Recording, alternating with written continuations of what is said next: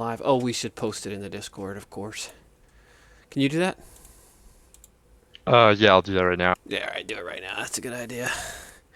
Kind of like, you know what this is like, kind of the vibe here is? Let me tell you what the vibe is for me right now.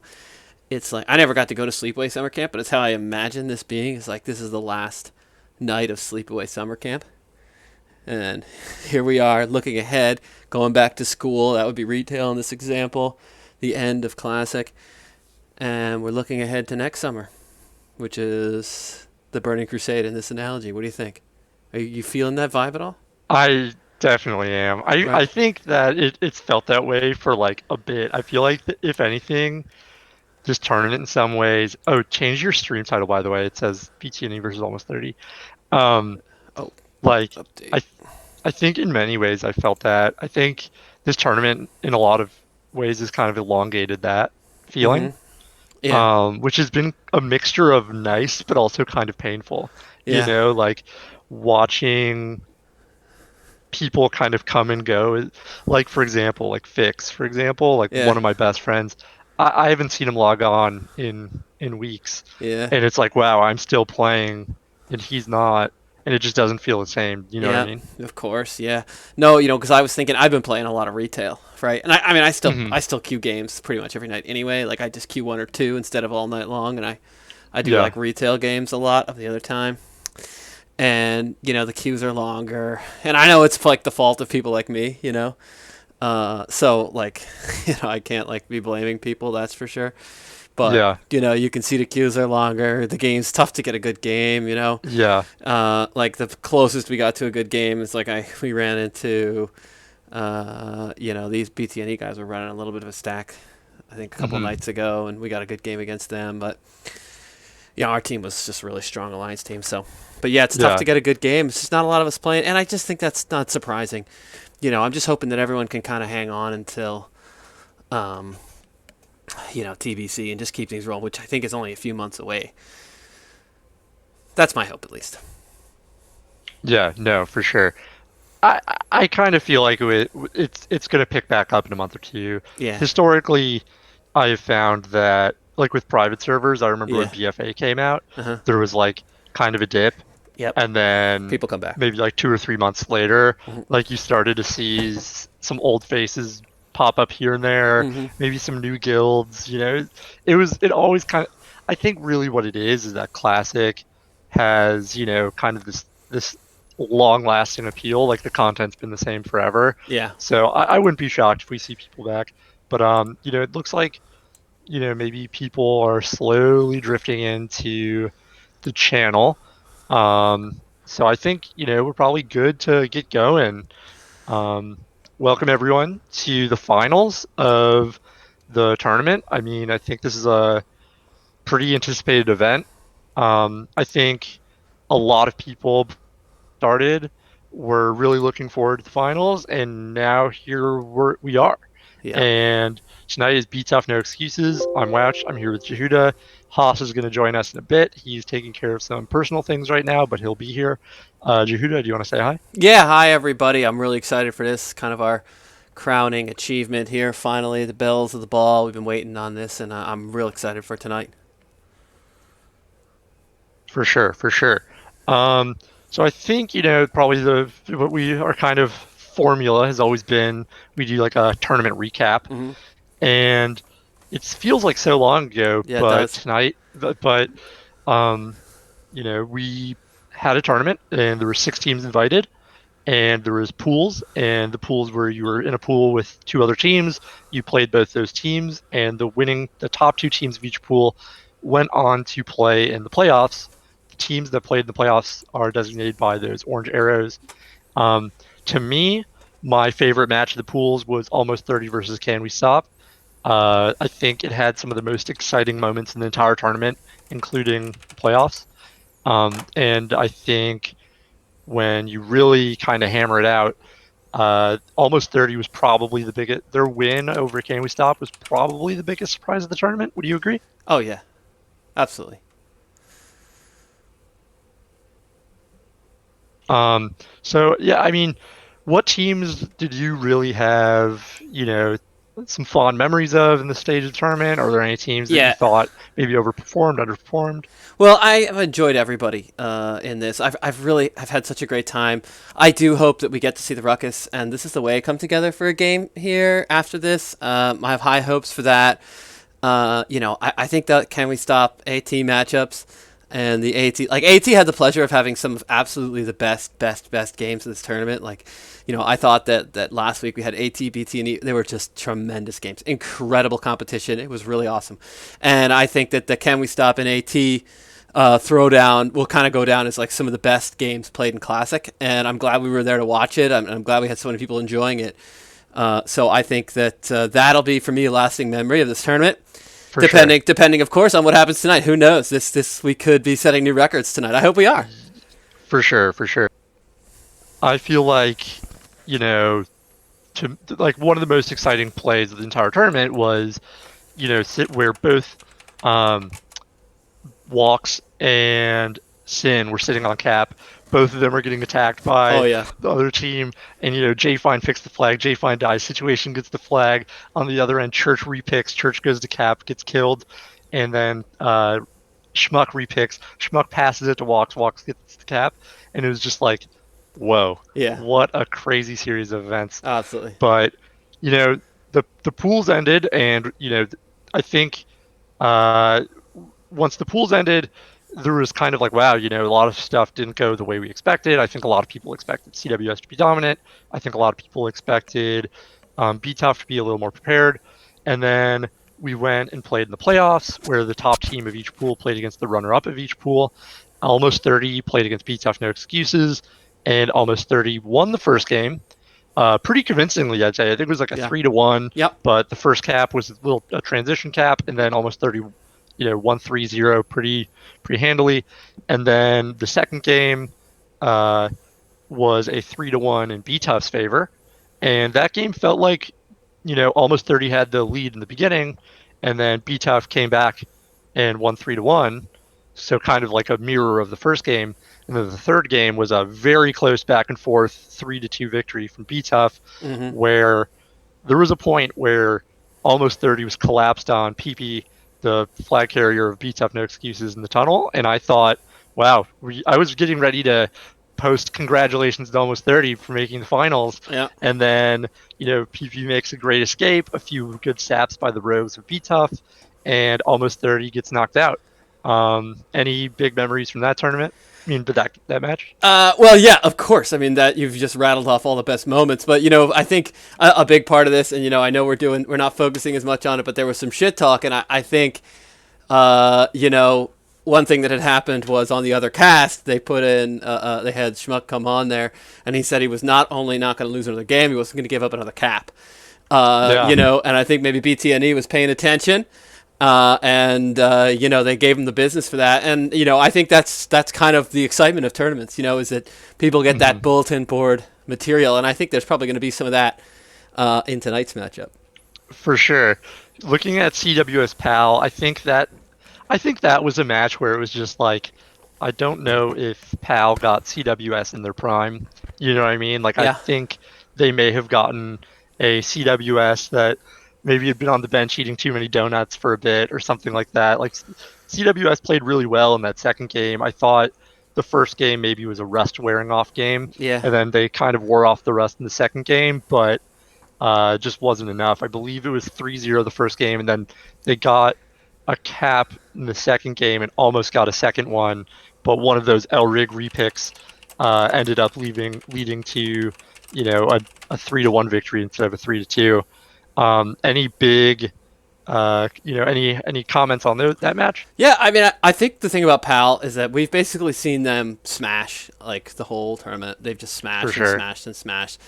And so, I know a lot of people feel, and we'll get to this, I know, but I know a lot of people feel like PAL is the team to beat, and I completely see why. They have completely dominated this tournament. But we're not here to watch domination, We want to see good games. We want to see tough competition. I think they might get it tonight. I think so too. I'm pretty hyped for it. Yeah. I think when we look at the narrative of this tournament, I think a lot of people going in saw CWS and PAL as the favorites. Yeah. And I think if the tournament playing out has shown everything, it's like this is why we play the games. Yeah. Like I don't think people expected I don't think people expected Can We Stop to lose to almost 30 when it happened. I don't think people expected Be Tough to beat almost 30, but I think if before the tournament people would have picked Be Tough to beat almost 30, Well, but then like yeah. as the tournament went on, these narratives kind of took on a life of its own and kind of created some drama, which I thought was really fun. Well, I think AT came in kind of as the sort of the native 29, say like representative of the native 29s, the original 29s in this tournament, you know.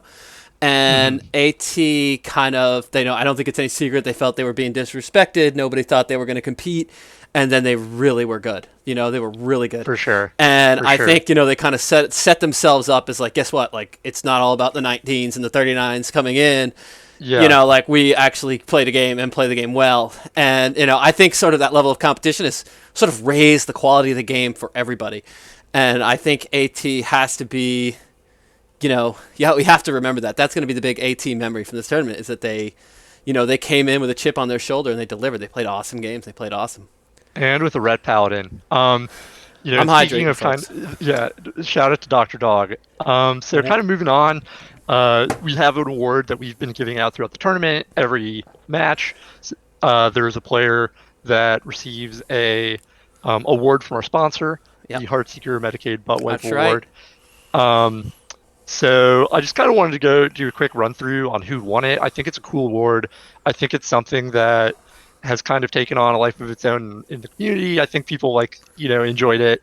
So I wanted to shout out to going back to the first one, Rogue Nine versus from PAL against This Is the Way. I think a really cool highlight that kind of won him the award was when they did the corpse run back and then rezzed on the roof and Oh yeah, came from behind the Alliance banana to kill the amazing flag play. carrier. Amazing Really play. awesome play. Yeah, that was awesome. Pepperjack running the Imp Expose build. I would say if there's any player in the tournament that impressed me the most, it's been Pepperjack. Yep. Um, Quiet, modest guy, very humble, but wow, does he melt people? Even Oh, with like this spec that is not for melting, it it's for like helping others melt. He still is just. I remember in the Ruckus game, there's a clip where I think he globals Rasta and maybe if not a global, it's close to it. yeah. It's like the legendary in retail. He's been Peekaboo Yeah. actually watched Pepperjack videos to get where he's at. Exactly. Kind of going to Swig against Trap Can We. God. Trap God. Yeah, he Trap is the God. trap god. Yep. I remember talking to people from Can We Stop after that match, and they were like, it felt like there were traps everywhere, and Yep. no matter where we went, and it felt like on our side we were not getting those traps down. It's kind of one of those conversations that have been going on in the tournament. What's better, two hunter, two mages? And I think watching Swig, it kind of made me feel like, man, I really wish was running two hunters. I love Um, 200, and yeah, like I said, Swig man, we loved him. We yeah, thought he brought great personality too. You know, we dem boys. for sure, He was dem for boys sure. the whole time. You Yeah, know, so I for really I sure. thought he'd been a great. And unfortunately, he doesn't have a chance to win this thing because they're not in tonight. But Yep. he definitely gets a shout out for his performance this tournament. He was awesome.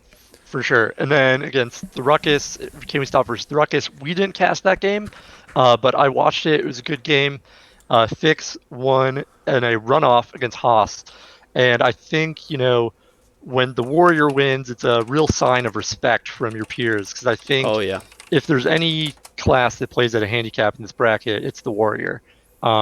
So shout out to Fix for winning that award.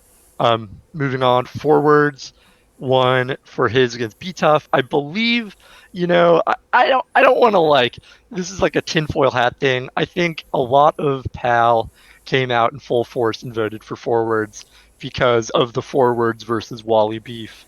Mm. And forwards being on PAL, Wally playing for B Tough No Excuses in this tournament. I think there was some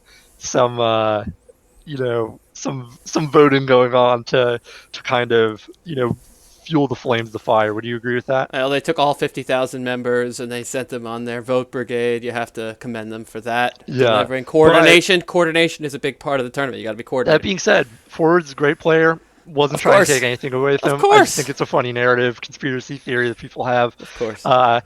Someone said that he called his grandma and had her have all of her friends vote for him, and I thought Listen, that you was do what you got to do, and I guess yeah, but I do think that if you count all the legal votes, that in yeah, fact Ent wins that. So I think yeah, that was the yeah. legal We'll votes. see.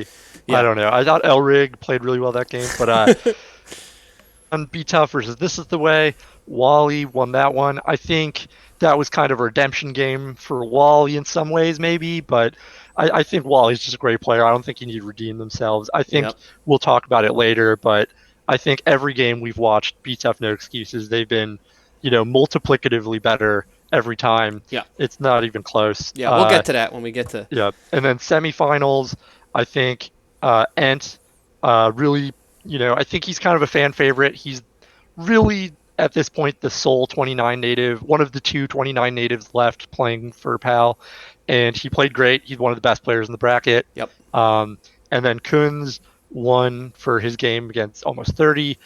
I think specifically game 2 and 3, he had The big like 4 or 5 Yeah. repicks. He had a repick for a cap. He Yep. had and Two, that did he have repick two for a cap repicks for wasn't caps? They have like two caps. They have he two had caps. two, and Yeah. one of them was like a repick for a cap where it was like he didn't just like pick it up, run 3 steps. Like he picked it up, did some juking, did some Yeah. fake cap. Like he earned that award. Absolutely. So, so I just want to say tonight is going to be the last Heartseeker Medicated Botway Player of the Game award, and this one will win 500 gold on the server of Heartseeker. So that's pretty awesome. And I'll put the votes up once the match is over. Really looking forward to it. And just special shout out to these 8 players for putting on such great shows. So enough of tournament recap. Tonight is the finals. PAL versus Be Tough No Excuses. I think the storyline here is that PAL at this point has kind of become a all-star team of 39s and 60s. We have 1 or 2 people from Vampire Clan. We have 5 or so people from PTL, 60 and 39s. And then we have some, a couple people from 29s, Discs, and Ent. And then on BTUF side, they are actually Am I Amazing Friends, which is composed of 19s guilds. So this is essentially a coalition of 19s players playing under the BTUF No Excuses flag, mostly from Spacebar and BTUF No Excuses. I don't think there's any other guilds, but I think this will be a really good game. I'm excited for it. I think the narrative writes itself, right? This is 39s versus 19s, and they're Definitely. playing the bracket. Whoa! I I thought this was the 29s tournament, though. Oh my God, nice of you to join us. How's it going, Haas? I've been here the entire time. I've just been letting the 2 smarter casters talk, and I thought I'd pop in whenever. Also notable, 2 better-looking casters too. It's notable to put that absolutely, in there. Yep, absolutely, definitely. Yep. So I mean, well, let's say hi to Haas, man. Yeah, welcome. Yeah, say hi. welcome. Yep.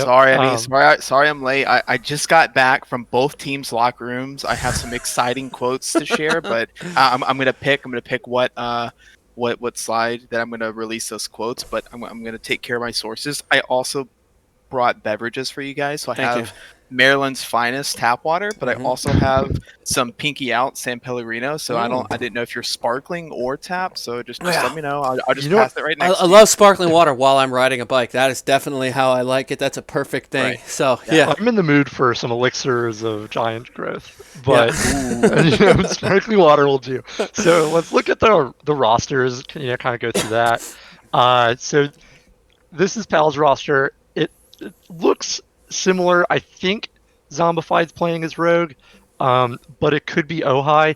I'm not sure. I was told same roster as last time, but last time I think Ojai played because Zombified couldn't, so I wasn't entirely sure. Sari played as well. She played. Yeah, so this is not the same roster. So this is that. That's a new hunter. They have funded and power leveled a hunter from 39s to play on their team for the finals. And I don't know, that sounds like dedication to me. I think series schedule doesn't work out. I think, forwards isn't playing as much as it used to. I think they thought, all right, this is the finals. We're going to bring in a ringer. And I was told not to say who it was, but I think if you follow 39s, you have a good idea who this person is. So it's exciting. I think when you look at this roster, the most glaring thing to me is that it is a double mage comp. Yep. I think it is maybe a fool's errand to run down and highlight all the players that we think are great, because to be honest, this is a who's who of talent. Yep. All heavy Everyone is hitters. good. All of these are probably top 5 of their class in the Mm-hmm. bracket. Some of them are probably the best at their class. I think the most interesting thing to me is no warrior and double mage. What are you guys' opinions on this comp? Yeah. I Go ahead, Hosmer. confirm or deny, Jehuda. I heard a rumor that they actually Pal came and wanted you to play Hunter. Well, it would have been easy for me because I have a fully developed functioning brain with all its wrinkles. And everyone knows that the Hunter is for the smoothest brain, simple pea brain, brontosaurus brain type player. I'm not going to get into private conversations I had with Enterai, my dear friend from Sulfurous Horde. But, let's just say maybe this fellow was their second choice. We'll just leave it there, and we'll just leave it there. Okay. I think it's going to be interesting again. What we've seen throughout the tournament. The big thing that we're going to see on both these rosters is you obviously have the double mage versus the double hunter, right? Mm-hmm. And so we'll see. I think Rubik's and Nissen and Elrig were able to really capitalize on their mage play for CWS in the semifinals.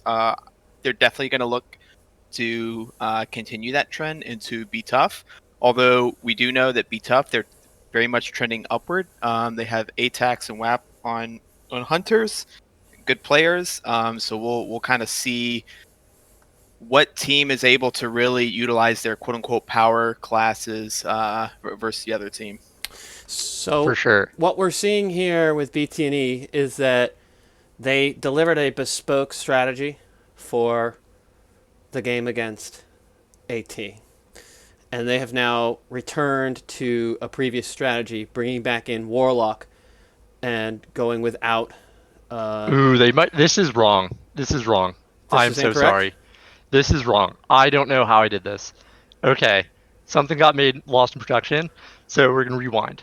Okay, so this. Oh my god, this, producer! Oh my Holy god, shit, this That's fucking terrible. producer's getting fucking Okay, fired. This is yeah, outrageous. yeah. Cut this. I want this So, all cut. There is This no is warlock. Unbelievable. There's no warlock. They're Okay. running 2 rogues. Window Licker is Drew. Drew is playing as rogue. Okay. And then Rey Mysterio, who I still have no idea who it is playing Shaman. I think I've heard Rey Mysterio is either Tom or Fort. I still don't know. I guess it's a Mysterio. It's kind of exciting. Yeah, so I am sorry to everyone watching. If you are watching this, or just don't be offended if you're playing the game and I don't have you listed or whatnot. This is just an error on my part. So yeah, they are not running Warlock. They're doing the double rogue that they did before. Okay. And they are running the Shaman that they ran last time, who uses a cloth chess piece, which is not mechanics overalls, which is a little interesting. But yeah, I think from this, Roth, I think the big thing is 3 melee. 3 melee is going to be a little interesting against double mage, but it also would be kind of bad against double hunter anyway. And then they are running the double hunter. I think when we look at certain players, I think when it comes to BTNE, the storyline has been that they have improved, that the longer this tournament goes on, the better they're going to get relative to the competition, because they're new to the bracket from a bracket that doesn't have some of the nuance. And then another reason being that they haven't ever played. A lot of these players haven't played with each other. So I think the 2 players that have impressed me the most as we've moved throughout the tournament in improving are WAP and Kunz, who plays Sorry About It. I think there were a few things that they definitely improved on between the first game against Almost 30 and the third game against Almost 30. They're still learning, and I'm kind of excited to see maybe tonight is their final form. So, yeah, I think I kind of have been saying this in the beginning. I prefer double hunter. I think it's everyone agrees you basically have to have a defensive hunter. You can't play Warsong Gulch without one. And an offensive hunter gives you direction that you don't get any other way. Where to go, what to do, who's coming. I think an offensive hunter is a valuable tool, and I think hunters deliver in the mid fight. I think hunters do more For damage than sure. anybody else. I think I like it better. I think that the players that PAL have are just tremendous players. It's a coalition, like we talked about before, of really good players from all around. I admire that a great deal. I think that's really cool that they kind of brought all these guys together and said, like, we're going to take this really seriously. We're going to deliver in this bracket, and we're going to put on a good show. And I know I'm really grateful we're getting to see that. So when BTNE was first came into this tournament, there was some conversation about Spacebar being part of the tournament, but because of some roster issues, they weren't able to make a team for this. So instead, we kind of got a little bit of a surprise in that some Spacebar members joined up with a BTNE team. And in the beginning, they were not particularly strong.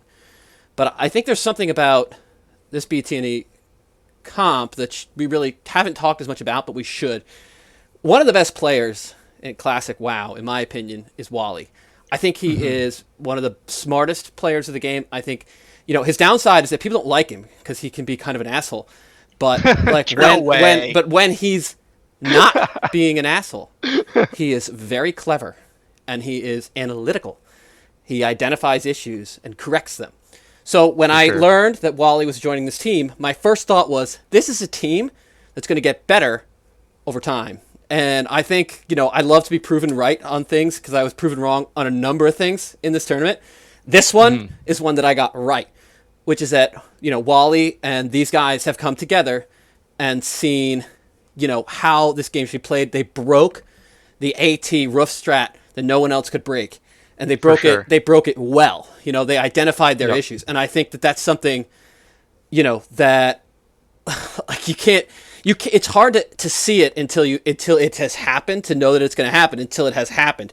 And now that we've seen it, they've had opportunities to watch PAL. I think this is going to be much closer than people expect. I think that BTNE is going to put on a very good performance. And so I see we're going straight to the slide. I think BTNE is going to pull this off. Oh, yeah, sorry. I think BTNE is going to pull this off for the reasons I just named. Okay. But the one question I have, and I think about this, is now that they're not facing AT, do we still see Wally playing Fury?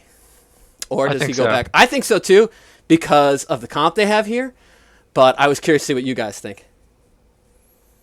I think they do. I think Piercing Howl is one of the best abilities in the bracket, and I think people slept on it for so long because damage is so important in Pugs, and you don't really need Piercing Howl when you're only trying to kill an FC. But if you're trying to kill a defense and disrupt a defense, I think the thing Wally does better than any other warrior is weapon swapping and shield bashing and control. You would think a rogue is playing when Wally's playing. He's disarming people, he's slowing people, he's stunning people, he's interrupting. He's just all over the place making hell. He's kind of like a shaman rogue hybrid almost, more so than your overpower corpse maker warrior. He has a lot of facets to his game. But Haas, what do you think about tonight? So just to pick off what you left off with, I think the correct play for Wally would be to be Fury Piercing Howl, specifically if they're running double rogue. The damage is there, and with Hunter on offense, so Wally can just be a nuisance. That's right. And I mean, I know Jehuda, while you've played with Wally at 19s, sometimes he would just, especially against the Death Ball or in other premates, I think hit the best role for him is when he is just annoying, and he's really good at being annoying on Warrior. So really looking forward to seeing him on that Fury Piercing Howl Warrior. It's funny. I'm sorry. It's funny you say that. If I can jump in, Haas, because I think that he can play the game the way that he shitposts, which is being just getting under your skin, being obnoxious. He can play the game like that and is very good. When he does that, he can do that. 100%. Even though I think that BTNE has really improved overall, I also think people discount PAL from improving as well. Even though they've been kind of on cruise control, I think they've only been capped on once the entire tournament. And so it's easy to be oh, these guys are the front runners. They're not improving as well. I've kind of been watching some VODs. I think they've improved overall. I'm going to take PAL in the series. I think the first game is going to be 3-2 and I think the second game is going to be 3-0, both PAL. I really want to be wrong. I really want to a 3 games here. Um, I'm interested. One thing we haven't seen from PAL is I'm interested what happens when they get hit in the mouth. And what I mean by that is if BTNE come out and win game 1, I want to see how PAL responds to adversity because they haven't really been tested, right? I mean, their only really test was when we capped on them, but I think they're already up 2-0, and then they just slapped us right back in the face, right? Are they going to do that to BTNE? Not sure, but I kind of think they're very confident. In fact, this is when I'm going to plug my quote. I'm not going to say who said this, but from PAL, this is no troll. We won the tournament when we beat CWS. BTNE may have gotten better, but so have we. I don't think we get capped on once tonight, although I do expect BTNE to play better than they did before. Counter quote from BTNE, again, not going to release any sources here. We are confident in the finals. We aren't scared of PAL and know they're beatable. We've been practicing and we're going to be playing our game. Wow, I love that. I love Oh, that you wow. actually have some locker room quotes. Anonymous quotes Yeah. collected up. Okay, well, Yeah, Stephen very A. good. Smith is in here like a Yeah, source close to My me said. very good friend. No, for sure. So I guess my is that PAL wins 2 games in a row. Both Yeah. of them go 40 minutes, 3-0, 3-0. I think I'm just I'm not even going to sugarcoat it. I think it would be in a lot of ways kind of an embarrassment if they lost. I think maybe that's strong. I shouldn't say an embarrassment. It wouldn't be embarrassing for anyone. Every team in this year's tournament was great. I think it would be a shock. If you like Be Tough No Excuses is like some good 19 players with some of the great 19 players. Like not everyone on their team's really good, but like some of the best players from Spacebar and some of the best players from BTUF from 19s didn't play. It's not like they Yeah. took the best 19s and made a team, right? They just took some 19s that are friends and made a team. Um, Whereas PAL, it's like from when I talk to people, they're like, yeah, this is the best hunter in 60s, has been for the last 10 years. This is the best rogue in 60s, has been for the last 10 years. This is the best player in 39s, has been for the last 5 years. It's like, okay, well, if that's the case, then this team's stacked, because I also think Ent is the best 29s other than Pepperjack, and I think comparing them is kind of silly because I just think they're so close. I think Yeah. if we ever had this rogue dueling tournament, I think that would be the finals. So maybe Thai food as well. Thai food's hella good. Yeah. So I don't know. I mean, I want to take BTF because I do agree with you that like they're getting better every match, but like I think when you play these games, like sometimes we say it's like a game of inches, but really it's like a lot of inches stacking up to make yards, and all of the nuance in the bracket that they're not used to yet. I get they've been practicing, but like all it takes is to make one mistake that you haven't seen before, and then you lose a cap. And this game is about caps. So I think that it's going to be close. My guess is it's going to be three. I'll say 3-0, 3-1. That being said, PAL played against CWS, and when PAL played against CWS, I thought if Elrig doesn't repick that flag, it is 2-2, and CWS capped 2 flags in a row. And that's when you go, huh, like maybe CWS could have won that game if like Elrig doesn't get a repick, right? And that's just something I've been thinking about a lot the last couple weeks. So, people spammed the chat, they bleed, and when that first cap happened, and then they almost got capped on again, and you sit here wondering, like maybe if BTUF's better than CWS, I don't know. What do you guys think what I'm saying has any credence? Yeah, no, I think it's definitely a good point. There's a couple factors people I think don't consider. Number one, you can be a really good player in Classic and just have an off day, right? Yeah. For So sure. to your point, PAL has a lot of really good players, but if you line up all BTNE players and uh, PAL players, excuse me, and then you line up their double hunter to their double mage, you go across the board. It's I take maybe definitely Ent over Papa, Okay. And that's like a major difference to me, like an Yeah, impactful difference. But I everything agree. else is so minor. I mean, obviously Rubik's is a great player. Excuse me, Nissan's a great player. Things like that. Yeah. But everyone knows in Classic, there gets this ceiling to where you can be a really good player, and as long as you fulfill your role specifically in a team game like Warsaw Gulch, it's really hard to differentiate yourself. I think there's a big enough gap between Ent and Papa. I think Ent really benefits from coming from 39s and that sort of meta, Uh-huh. and coming down to 29 and dealing with the damage and the pressure and the decision making, how much quicker things are at 29. Whereas Papa's coming from 19, it's a little bit slower.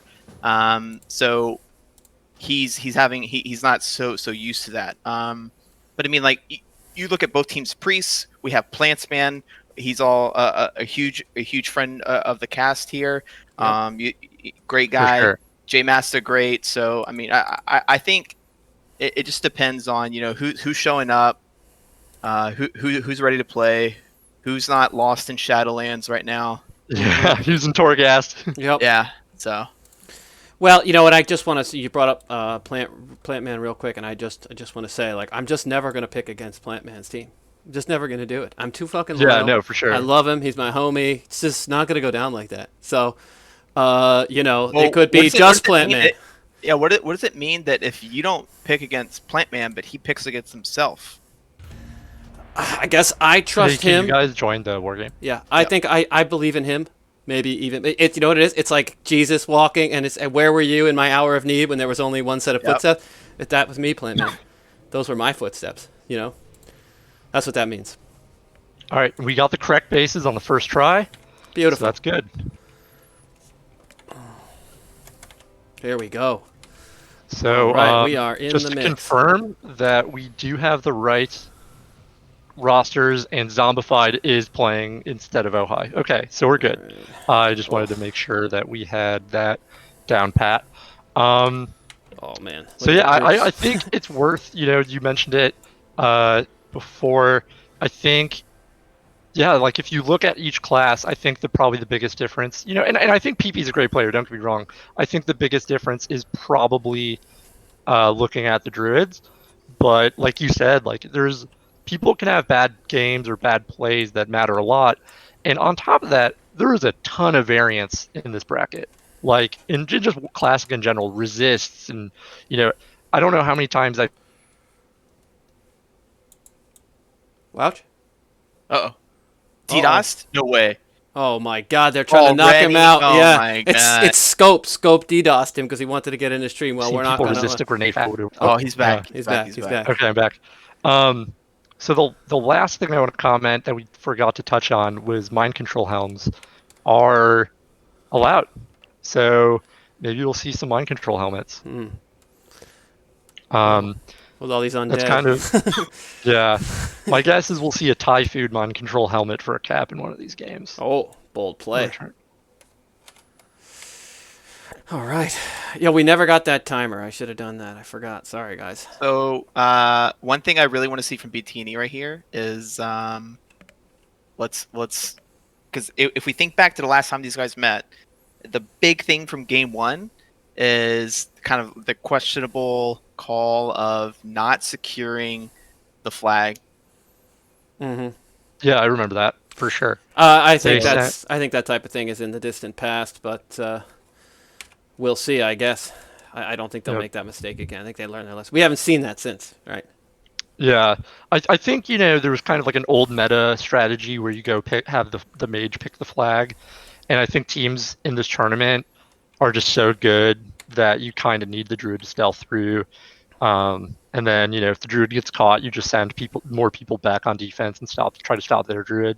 Has kind of been what's happened in the tournament so far, and I kind of assume that will be the same thing. It looks like both FCs are kind of crossing safely for the most part. I like that Ent chose the side opposite of the fight, whereas it feels like Triple H is just trying to, Pass through the squeeze fight. by. Yeah. That's tough to do. But do both teams have someone on defense? Typhoon and Yeah, Sierra Typhoon's on both. defense. Yeah. Yep. So we'll see. I think Pepperjack in this tournament was very successful in shutting down every FC that went into their base. I think he got like 4 kills in the opening of all four of the 6 games. So we'll see, if these people are these 2 rogues are as effective at taking out the druid. I also think it's interesting maybe if more teams sent another player back to help pick the flag. Yeah, it looks like BTNE did that. I don't know if you can see, and it looks like Yep. we got the same thing with PAL. Yep. One thing to note is that they left a hunter on defense for PAL, their only hunter, which means they don't have their hunter in the mid fight. But I know for experience watching and playing against this person at 39. Shaman about to go down. He's dead. Oh wow. Yep. That's bad. Down. That's bad news though, because now That he's is. about to res up. Yes. Yep. Wow, big kick on Elrig, convertible taking some damage, but it looks like he'll get out okay. Okay. BTNE actually committed rogue for help. Yep. Which is an interesting play. I wonder why they would decide rogue This is actually rather than a mage. bad. I think this is a bad situation for BTNE. They're about to get the shaman here. Oh wow, and the shaman reses. Yep. That's actually Yeah. a great death for them. Yeah. Having the shaman go down. Yeah, he stomped here. This is Yeah, this is it's gonna be very a much very not quick- good. Yep. This is It's gonna be a very very much not good. quick cap. Looks like Drew is waiting in the Yep. FR for a repick, Yep. or he's still sheeped. It's hard to tell. But yeah, Ent is just making his way, moseying on over to the base. Looks like BTNE realizes the situation, is pushing up the banana. Yep. Drew sitting in a net. Here comes Ent. Home Yep, free. Ent gonna This do is his best attempt at the GY jump. He knows that Jehuda's watching, so he decides to just walk up the tunnel instead. Yep. He doesn't want to embarrass himself. I can't say I blame him. Yeah. So Listen, looking at the He's the going map- right up the tunnel. This is not good. They got to get a. This is interesting. Yeah. I feel like I don't understand what BTNE is doing. Like they should. Yeah, definitely... they need to move. They need like that flag. he's gonna start They need to sprinting get the up flag. really soon. Yeah, Here he is. Like- He's about to cap. yeah. This is gonna be a cap. He's gonna charge Yeah. onto him Oh. too, and that's gonna be a quick cap. Yeah. Super So, interesting. Whoever Elon yeah. Musk rogue child is, he chose to get the sap on Thai food and didn't prioritize securing that flag. Yeah. Yeah. I think definitely a definite misplay right there. If I'm BTNE, I think the big mistake there was sending the rogue to help pick the flag rather than a mage, Yeah. or some other class with more control with range or in combat control. I think you're not getting a sap on another rogue in that scenario, and you're probably equally as likely to have your own rogue get sapped. Yeah, that was a misplay for sure. Yeah, but this game is best of 3, and each game is a best of 3 in its own right. So this game doesn't, it's not the end of the world. I would like to see them take care of the turnaround and shock Thai food right now. Yeah, I Just don't know why I haven't done that either. Yeah, he's out of mana is why, but Oh, not good. I think this is really smart from PAL in a way. You look at PAL's mana bars, slightly higher all around, whereas BTUF, other than a priest and a hunter, pretty much tapped out. oh yeah. This is still he's still in trouble here a little bit. Yep, big seduced by Rogue 9 onto the Rogue. Might be And- getting out of yep. it here. I'm looking. He's about to get collapsed on by a lot of people now. Yeah, he's got a priest about to get in there. Ooh, fear. Nah, I think he's gonna be okay. I think he's No pressure on End. End is just free walking with Yeah. Elrig. I think Triple H is gonna do his best to get to the Horde graveyard jump, I think he's but gonna. that's a risky one with any slow. I think he might just be trying to. I think. Yeah. How do you see this as trouble though? I mean, he's No, kind I of think made he's some fine space. at this Yeah, point. yeah, he's made some I think space. he's created enough distance at this point. And if anyone showed up, he could just feral charge on top of him. I mean, slowly they get may away. take a free cut at Ent here. No, Maybe. I don't know if they have enough move speed to get over there Yeah, they fast probably enough. can't. not. Yeah. That opportunity is passed. It is a free look, though. I think if you look at the mana advantage kind of swung back into BTNE's favor over the last few seconds. Maybe not. Looks like Rogue 9 and Sampler both re-upped on their mana. So, yeah, this looks like maybe a free look because, Yeah, They're they're not- actually pushing in. Okay. yep. And this is where Shamans can really shine. They have 3 slows pretty quick off the bat to prevent this jump. Let's see if they're able to get one. Mind Flays, blackout Oh, proc big on the blackout. convertible. Oh, hitting the But he jump hit under the jump. pressure. Uh-huh. What do you He think about that, threw and- Jehuda? What do you Well, think about that? they said they've Gets the been bash on watching. the They said mage. they've been watching the games to get better. They've been watching the 19s. That's how you do it. You know, Ooh, you see male the people mage that can trying to make go the through the jumps. fence jump. Struggling. Male. Yeah, you hate to see male undead. Yep, we do not like to see it. Sorry about it, indeed. Ent's in a great spot. You know, Yeah, I he's don't totally think safe. much worry. Looks like it is Thai food is in the base of BTNE, but Priest and Druid will most likely be able to take care of that. This isn't going anywhere. Potentially not. You know, it's free look though, and you take them. You know, in classic, very. You know, I guess is retail the same way. You know, any misstep can lead to a FC dying pretty quickly. So you know, you take those looks. Triple H got Thai Thai food food is on him, on but Triple H. Yep. Jeff Hardy just keeping his distance to avoid kicks. yep. Really smart play. And the mage, you know, the Rezzer's coming to clean up Thai food. I mean, at this point, you might as well kill him, just to Oh, for sure. slow down their push. You know? Especially in the past, we've seen Pal try to not split. Yep. So I think this is just a good way to say, okay, we're not dealing with this. We're not going to sit here and wait for this rogue on stealth before we split off. So it looks like we're more than likely going to get splits here.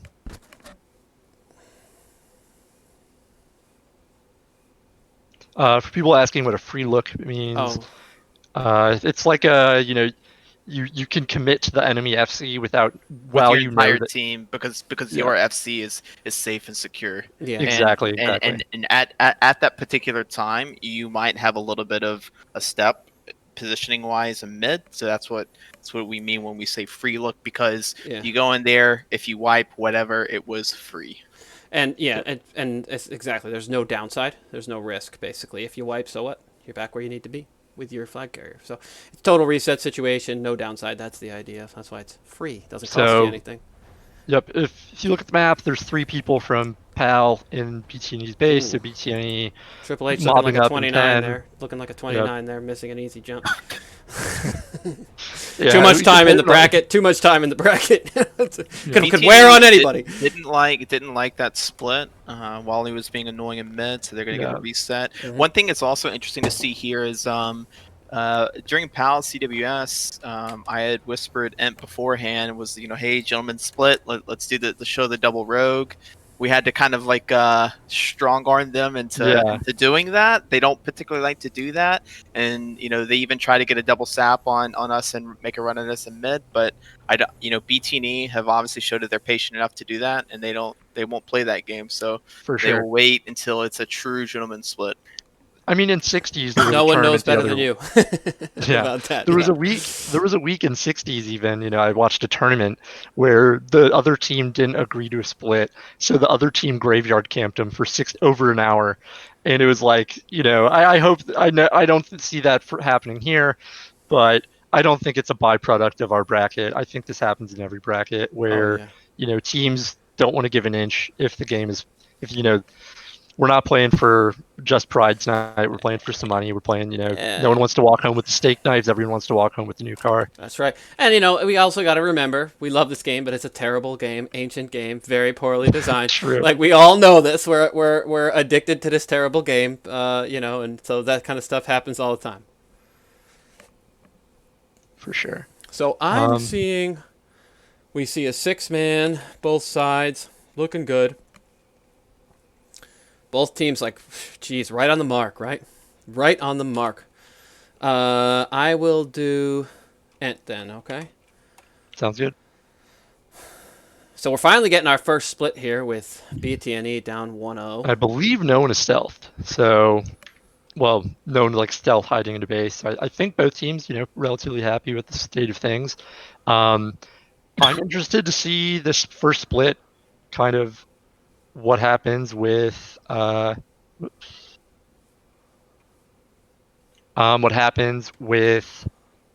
new hunter. You know, I think this is his first game. One thing I immediately noticed for Pal's D is they did not have a trap banana door. So BTNE were able to get to roof before Pal's offense got to their roof. Interesting. I think, you know, in 39s you have feign deaths. You can feign death trap. So I wonder how much of that is, you know, maybe a little getting used to the bracket. But this looks pretty good for sap on the hunter. Pal. Big sap Oh, on the wow. hunter. Looks good for both sides. They're both look like they're connecting. Both sides, their FCs are trying to stay on top of the roof as long as possible. This does not look like a good situation to me for Ant. Oh no, he's gonna get out of it there. Yeah, he looks okay that to me. Puts him safe. Yep. Yep, and he's dashing down. Both teams actually dashing down the banana and kind of resetting in tunnel. Typhoon here with a big gouge, which is going to let his team connect. Is he going to get this speed burst? He's going to get it, though. Yep. That's Doesn't look like Triple H might be going down here. You want me to switch? Oh, yeah. I don't know. Another sap. Ant is in trouble. Ant is in big trouble. Triple H goes down, They're both in trouble here. Oh, wow. Triple H might get away. Big health pot. Ant is in trouble. Oh, and he missed that jump. He's dead. Of course, he can't cap. I think Triple H is getting mind flayed. Kunz is about to get the repick. If he has blink, this could be.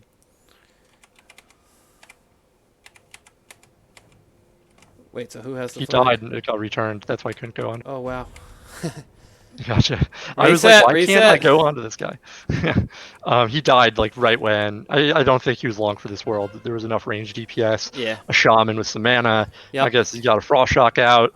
Some dots went up on Kunz and he just went down. Talk about like tight competition though here in the splits. For sure. Two teams moving almost in unison. On opposite sides of the field. This is what it's all about. Do you want to go to Stapler? Yeah. So a couple things that I noticed specifically about BTNE's offense is they were definitely focusing on killing the Deep Priest to force that drop. Mm-hmm. I think they kind of committed too much because they got enough pressure with that sap on the hunter to where they just throw away that plan and just W key at the FC. Yeah. I think that, but that was a big sap. I know Jehuda, you called it when it happened, but big sap on Triple H. Huge. Oh, that's a big sap. If you want to go to Triple H. Yep.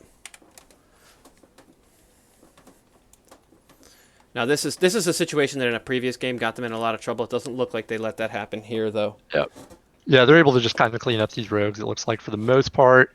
But we'll see if they're, I mean, it's not a good situation to be in. Speaking of free looks, this is a free look for PAL, and, for sure. And they're very good at playing shorthanded. One thing I was going to comment on is that they like sending up only 3 on these banana pushes, and then having 3 cut. Rogue 9 they have no issue. Rogue 9 just made a tactical error in his positioning, and it gave Triple H an escape. Yeah, it gave him an escape. Yeah. He was behind the team. That's not a good spot to be in. Yep. Discs gets netted. Looks like Triple H is going to run into the mage. Triple H pretty low on mana, but still has enough to shift out of it. Yep. He needs a little help here, though. It's not a situation he wants to be in. Mage is looks like Sapler is going to try to do a jump to get up. He's succeeded. Oh, he falls. Kind of been a story of the tournament. He's got to get to top where he can get some help is what he needs to do. And should be able to do that here. Yeah, he's okay. Yep. Uh-huh. Yeah, Sapler's behind. I mean, if there's 2 players I don't want to have behind me, it's the Shaman and the Mage. Especially For 2 sure. talented ones. Yep. Misses the grenade, but it looks like Triple H is still going down. Maybe Wally can get a repick. No, he's getting heals now. He's got Jeff Hardy here now. Yep. Yeah. Some good heals. Maybe they should have. Oh, he just got counterspelled. He just got counterspelled. I was about to say they should have maybe focused on kicking more than frost shocking. I'm not sure. Is the other Jeff Hardy? Is Triple H is definitely allowing himself to take this damage. The play there, you're not going to be hitting any jumps initially, especially with getting frost shocked with the frost mage there. The play there is to go indoors. LOS becomes your best friend right there, and you completely negate that damage that you're taking right now. Kind of sitting here at ramp and waddling a little bit, you're just kind of creating an extra pressure for your healers. Yeah, I mean, that makes sense. That's definitely true, but on the other hand, he's waiting for guys to catch up to him at one point. You know what I mean? So I don't think it's like the worst call, but yeah, you gotta get that line of sight when you got the 2 casters. I mean, Hunter gives him the charge away from the last 2 people, and I think we're now getting at a reset. Once again, free look. Pal had nothing to lose there. Yeah. Really commendable effort. I thought, I do wonder. They were laying on the damage pretty thick. The healers were definitely in range of being kicked. Not sure, but tactical decision to kind of push for damage. But Triple H manages to stay alive by the skin of his teeth, and we're still at a 1-0 game. And that's with I mean that yeah. that's because It's also that's after getting counterspell on their priest. It was the only priest that was there. So yeah. It's also a good point that maybe PP is more comfortable with his team around him. That's something that's definitely different about Ent than PP when looking at both of the FCs. To where Ent will he understands just like the spacing, and he understands whenever people are in mid, he understands where he can go and to be safe, even though he doesn't have his defense or team with him. Whereas like maybe PP is listening a little bit more to his team and going back and forth with that information. So maybe you're right. Maybe the call was to group up, Yep. and be together to wipe them. But like I think it looked worse because the fallback was all the worst people for the situation, right? But like once the rest of the team came, they cleaned it up. You know what I mean? Like the first ones they got were like Wop, and then Wally, who are neither really going to save you in that situation. Wally got frozen immediately, and now he's eating shit, right? So, but anyway, here comes another split. Yep. And see some mind control helmets on. They look beautiful on a Tauren. All right, let me go back to I will do Ant-Man. Okay. They're not going to let this guy get sapped again. I bet you that. So early drop here yep. from BTNE. Same. Love to see it. I think the early drops against PAL though are risky. That being said, my guess is they saw that PAL sent more people than usual up, so to Banana, and now they're running away. WoP setting a trap. I think this is a good example of something he wouldn't have done a few weeks ago. I think he wasn't trapping as aggressively before. Not a great situation for Ent to be in here. Triple H getting a free walk back up the tunnel looks like. BTNE, their 4-person defense. Ent is in trouble, which is surprising because he has all his guys with him. This should not be a kill, but it could be. A blackout proc. Got him. He's dead. Lucky blackout procs. He got him. Let me get Ricky Rude. The thing about the early drop is as soon as that offensive good sheep, team very good sheep.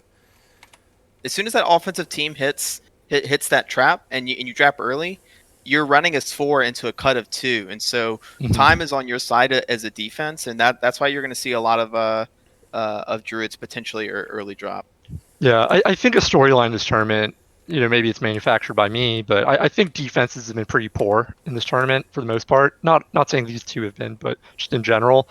I think by doing an early drop, you're extending the amount of time until the first contact, which is where the defenses have been falling apart. So right. I kind of like it where it's just like, our defense is bad. Where they're dropping for Ent, who is low health, with only his hunter with him. He's got the shaman on him. I do not love that and at all. And here comes Siren. This is a big problem. Yeah. This is a big problem. Oh, he got a good bandage. He got a good bandage. Get a juke off. Ent's dropping. Yep. I would have loved to trap from wow. Right there. And it looks like Triple H is in position to cap. That's a cap. That's a cap. There's a big Nova. Oh no, here comes Wally. That's a cap. Elrig's with the repick. I think they were trying to delay. They're saying, hey, we can get a kill. Triple H is now under pressure. Yeah. So I would have loved to see a juke there. Oh no, they're going for it. This is a cap. This has got cap written all over it. There you go. There it is. Wow. 1-1. BTNE is back, baby. Good response from BTNE. Wow, I did not. I'm already being proven wrong. I thought PAL was going to come out here and just dust him, and so far it seems pretty even, right? Yep. Yeah. Big thing here. Ent is already basically midfield. Yep. This is where PAL sees a lot of success is in transition. So let's see if BTNE can get back to splits, because I think that's where they win this game. I've got moves like Jagger. I think. Would you say it's fair to say that some of the best technical players are on PAL? And I think when you're in transition, a lot of times you're shorthanded, and because they're so technically sound, they're able to kind of make 3 or 4 players play like 6. Would you say that's a fair analysis? That's a really good take, and that's what it is. I think BTNE they don't not have technical players, but I just think that they're really good at playing as a team, potentially maybe even better than PAL, but maybe PAL just hasn't been challenged enough to in their technical ability. Cheap on end. End's open on, but he's gonna be okay. Elrig's is just a blink away from support. Yeah, I think this is more of one of those cheap shots where it's like we're not getting a kill, but this is a free look though, and they're committing their FC. I think that with 19s it rewards collective work, collective action more than any other Oh, bracket. definitely. And Triple so, H though yeah, is in. I don't know why he's. I don't know what he's doing. I don't don't know like what's. this at all. Yeah. Didn't He like doesn't that have call anywhere to for him charge. go in. Yeah. Exactly. He's in so much trouble here. I hate this. And he's he's going about to down. go I think they're gonna have to send Yeah. some people to repick the flag. If they're going to be able to. I don't know if they're going to be able to. Yeah. So This you is know, another transition cap, I speaking, think. Yeah, exactly. Speaking of Welch's point there, I think you're really going to see Pal excel here, and where both their mages are really going to make it. I mean, really you hard for cannot their get team to charged here. You repick. cannot get charged here if you're Jeff Yeah, he's Hardy. getting dashed on though, which is going to lead to He a got charge. charged. And That's it. Yeah. he's going to get the speed boots if they're That's up, cap. and that's a cap. That's a cap. You know, I think when you're in that spot, I think BTNE thought they had a free look, and I think they did not. Yeah. And they sent in their bear because they said, you know, and They wanted that bear on bear violence. Yeah, which has you been do not want that. That's yeah. This was a give. This is a giveaway. You did not. In want this to make, tournament, teams that have initiated bear on bear violence have not. If you watch the games that are on the Discord, the track record on bear violence has turned out very bad for the teams that do the first charge. Going back to even the second match of the tournament. I'm really surprised that with our friend Plants and how forward he is with animals, that he would allow that bear on bear violence to even happen. He's not calling. He's not calling the shots, obviously, because he never would have allowed that. Yeah. No question Yeah, about it. Okay. So Triple H is under pressure but he has his entire team with him. One thing that I would really like to see is some counter pressure on Ent right here. So Ricky Rude just died, right? I would specifically like him to create some counter pressure on Ent. Yeah, I like that. I think freezing traps have been really underutilized. Maybe getting in this tournament, it would be pretty nice to see maybe a freezing trap on the enemy druid. Speaking of which, J Master gets freezing trapped by WAP just now. So, but that's. So let's see. So Looks like I want to touch. Gonna have a free pick. Yeah, I want to touch back on the call to kind of go for the look there, and that is what is not a free look. That is a look that you pay for. And For sure. to me, I think when you're in a situation where you have just handily won a split, I don't know how you make that call. I think it was not the conservative decision, and I think it was a major mistake. I really do.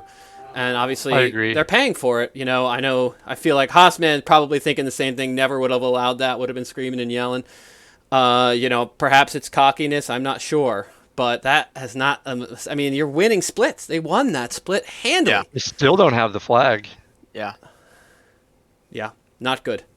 Yeah, I think this could be it. Triple H gets the flag, but he is low. A lot of his team's low on mana. Looking at his 3 healers, all 3 of them are he's personally low on mana and health. This is a disaster here. This is a is disaster. not good. This is, gets a big thunder stomp off and then quickly netted when he tries to dash. And yeah, this is just not good. I think we're about to see Game one. They committed to I think we're about to see the end of game 1, especially because Ent is going to be able to traps charge everywhere. whoever picks the flag and goes. They're going to get met up with Ent. Yep. And druids are surprisingly good at cutting flag carriers outdoors. So even if they're able How's he to going to get at us? They're horde. Yeah, this is not good. They're out. This is a terrible situation. Yeah, Ent's even getting a position cap. How's he? There's no way Wally gets out of this. No way. Not in a million years. I really don't Traps like. everywhere. That they really committed there. So I don't know. Maybe I'm wrong. Well, he's getting healed up. Yeah. I really don't like Wally with the flag here. I think you give it to your rogues. You let them Sprint out, and vanish out of here. Yeah. I think Wally outran some of his He's trying to drop it for teammates. Drew. They might be trying for a risky There handoff. There you go. That's a freebie. Wow. Home Wow. free. Wow. That's God, that it's almost with like the half game his on the rogue or line. something. that play takes onions. In a Mike Oh, the hat, MC. MC Oh. hat. Come on, Isn't he undead. undead? Okay, yeah. And WAP attacked him. Oh wow, and He's dropping it for it's- yeah. that's crazy. That was And and it's great not aided. over. It's not over. Yeah, Yeah, not over at yeah, all. you just got to gouge him, and then it is. So right here, you imagine comms is going crazy. Yeah, But this is the perfect opportunity for counter pressure on Ent because they are. Yep. I agree. Now Now it's this committing is the so free many people. look. Go get it. Go get it. Or just two people. Yeah, Ent just two sitting people. inside. They're too tilted though. They don't want to do it. Yeah, Yeah. I think too they're tilted. saying, you know what? I mean, Let's that get. handoff They're probably took some saying onions. it's just funny because like they're probably saying right now like, listen, we just had the perfect split. Why take the chance? Get him home. Yeah. Let's get our split. Yeah. Exactly what I was just saying, you know. And then I'm Which- over which here is what arguing you the should exact say. opposite. You know what I'm saying? Fucking go right. for it. Put some stones on it. You What know, are you gonna do? The thing is sometimes people think, you know, counter pressure. It's like, okay, you're not with your team, you're not helping your team, but you have to think about the mental game of the communication. So For let's sure. say, you know, hey, Pal's committing everything, and all of a sudden Ent's screaming, hey, there's a rogue shaman on me, or there's a rogue X on me. That's gonna pull definitely a priest back, and at minimum a mage, right? Yep. Yeah. And so that and what that actually does is create less pressure for them on your FC. So even though you're not there holding your FC's hand, you're doing him a favor by making their team commit more resources back to help their FC. So now they're gonna get For their. sure. One thing I want to note too is we've all played pre-mades, and when you're druid, you know, I've never played a pre-made with Ent as of FC, but I've played with enough FCs that I think they are like the kickers of the bracket. When something goes well, they are commended a little bit, but when things go badly, they are just trounced. So I think, you know, FCs have maybe a little more pressure on them than other players. Oh, absolutely. And For sure. and when you're in comms and you're feeling that pressure, sometimes it's easy to forget how to communicate, and you say like, a rogue's on me. Someone says where, and you say here, or you know, Right, something like right, that. right. And Yeah, that's yeah. and it's just one of those things where like that stuff spirals quick. Oh yeah. I've seen flag carriers go from 100 to 0 from 2 people when their teammates were, you know, on roof and the FC Yeah. was on balcony. It's like, oh, they could have just went and saved them. So yeah, But- I have carried flags in teammates, and it's absolutely the worst thing in the world. I hate it so much. Yeah. You know, the pressure. It's so much better to play rogue, play offense. Like, you know, like you're If I were in Pal, the I don't zone think I would ripping, as opposed to not getting your fucking ass plowed every 30 seconds. Every wrong move is bad. Like we hate it. We absolutely hate it. Yeah. So If I were Pal, I'm not I sure. admire everyone with the balls to FC these things. That really, it always impresses me with how good these guys are under pressure. Much better than me. For sure. I don't know if I like the split, taking the split here from Pal. Yeah. I think there were some rogues stealth pretty far up their tunnel when I was looking, but I'll go on to Ent here, and they're connecting way earlier than BTNE. It looks like, maybe not really connecting, but they're moving. They're slowly moving through this blizzard. See if Wally gets the charge. They kept him in combat. They do have a rogue right by there. The rogue just needs to sap anyone. Quick drop. Thai I think he food might get the is sap there. off on Nah. this. No, Nah, sheep the though. Yeah, the hunter got in combat just before. Good sheep, but it was enough. Thai food held him up enough to get the pressure on. so BTNE Papa have already Popper. dropped. It looks like Ent is trying to stick around a little bit. BTNE under some pressure. Yeah. But really, at this point, you need they got everyone in line. They should be able to get to Tot here. And now it looks like Ent may have disconnected. Oh, no. Oh Elrig's is no! dead. This is not good. No. Ent has a history of disconnecting in pre-mades before, or I'm just disconnected. No, and, I and, see and it. it's disconnecting on my Yeah. stream. And he's not able to be killed. He literally, Papa's dead. yeah. So I don't know. I think what we're gonna do here is have both teams go to their respective bases Oh, they got the return anyway. with no Yeah. Yeah, flag. but at this Think- point, did you call for it? I think you ought to call for it. Yeah. I'm going to message Ent real quick. No, See a what's up with message. I don't have anyone on friends list other than Ent. Ent is back. I'm going to send Ent a message. Okay. Yeah, he definitely did. So let's just reset.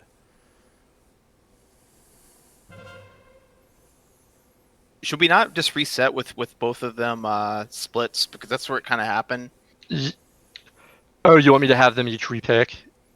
right? And both teams be set up. I think that's, in my Okay. opinion, Yeah. at least. Yeah. Nope. Tactical DC, we love to see it. Excellent maneuver. Definitely, as Super rightly notes, one of Ent's favorite moves, tactical DC. You don't see it all the time. Difficult to pull off, but when you do it right, game changer. So we love to see it. Tactical DC. Yeah, wow, that was crazy. I'm glad we were able to fix that. I told both teams to pick the flag and go back to base, and then they can split off. I Yeah. think that's the most Yeah, fair let's do that. solution. I'm glad that that did not lead to a cap for either team. Yeah. Yeah. We have been very fortuitous in this tournament that whenever there's been a technical issue, that nothing grave has happened because of it. Man, I'm getting fucking sweaty here. Good game. Here's biking. some water. I got some water for you. Here you go. Thank you. Perfect. Yep. Just having another sip. Feeling hydrated. Yep. Ready So to teams go? are gonna rebuff. Honestly, if I'm BTNE, I think comms honestly are pretty calm, and I think so too. I really don't think they're tilted. I think they look at themselves like, man, we're like we fucked ourselves on that one cap, right? On sending our barrel and bear violence, like that's on us. So they're not sitting there and thinking, man, Pal's really beating us here. You know what I mean? I think that they're in their mind, it's hey, this is 1-1, and we're hanging. All right, I just told both of them, both sides, they're good to resume. Looks like everyone's full mana, full health. It's So fine. Totally fine. I don't know if they. Do you guys know if they can see what I yell in the channel, like in the whatever? I don't in the- know. I'm not sure I for could, but spectator. I could when Like I had my spectators chat on. can, but Yeah. I wonder if players can. Yeah. So I we don't can think see so. what they yell. That'd be kind of scuffed because then you can like, you can be spectating and then saying something and say about like where people are. I'm not saying that anyone would do that on Well, here, but you would, but I think anyone Blizzard else, would no, think is what you're about saying, that. right? I get the picture. I see what you're saying. Right? Yeah. I think Blizzard, the way they would implement that is that there's no way that spectators are able to talk to the people in the game. Mm-hmm. Well, if Are there's there one thing, war yeah. games, organized war games in retail that actually happen? Like, why is there a spectator mode for Warzone Gold? Like, I've never heard of a. Like, this is totally unrelated, but I've never heard of a Warzone Gold tournament in other brackets in like from retail. So like, why did they? Yeah, at in game, I don't think there's been. RBGs are a joke of a scene right now, Yeah, that's what I've and I always don't heard. think that there's been organized war songs or objective play. Obviously, that there's been twink cups, but Blizzard doesn't really care about twinks, so they obviously didn't implement that for that. I think though, the war game functionality is used for arena. So I think what Blizzard did is just kind of like, hey, we're just going to blanket this of all PvP, arena, and battleground. So I think that's where you see the battleground implementation. Yeah. I'm a noob on this. What does Ent have equipped? What is that? Is that on off? Is that Witch's Finger? I don't know what that off. Yeah, probably. Okay. Yeah. Sorry for. Yeah, that is Witch's Finger. No, Yeah, I've never seen it before. I've never looked at it. Sen runs that as well. Gotcha. So Wally gets a disarm on the Hunter, and then they are just going in on Elrig, it looks like, and the Hunter. They might be melting both people on this defense pretty quick with their push. And it looks like Pal is still slowly getting up there.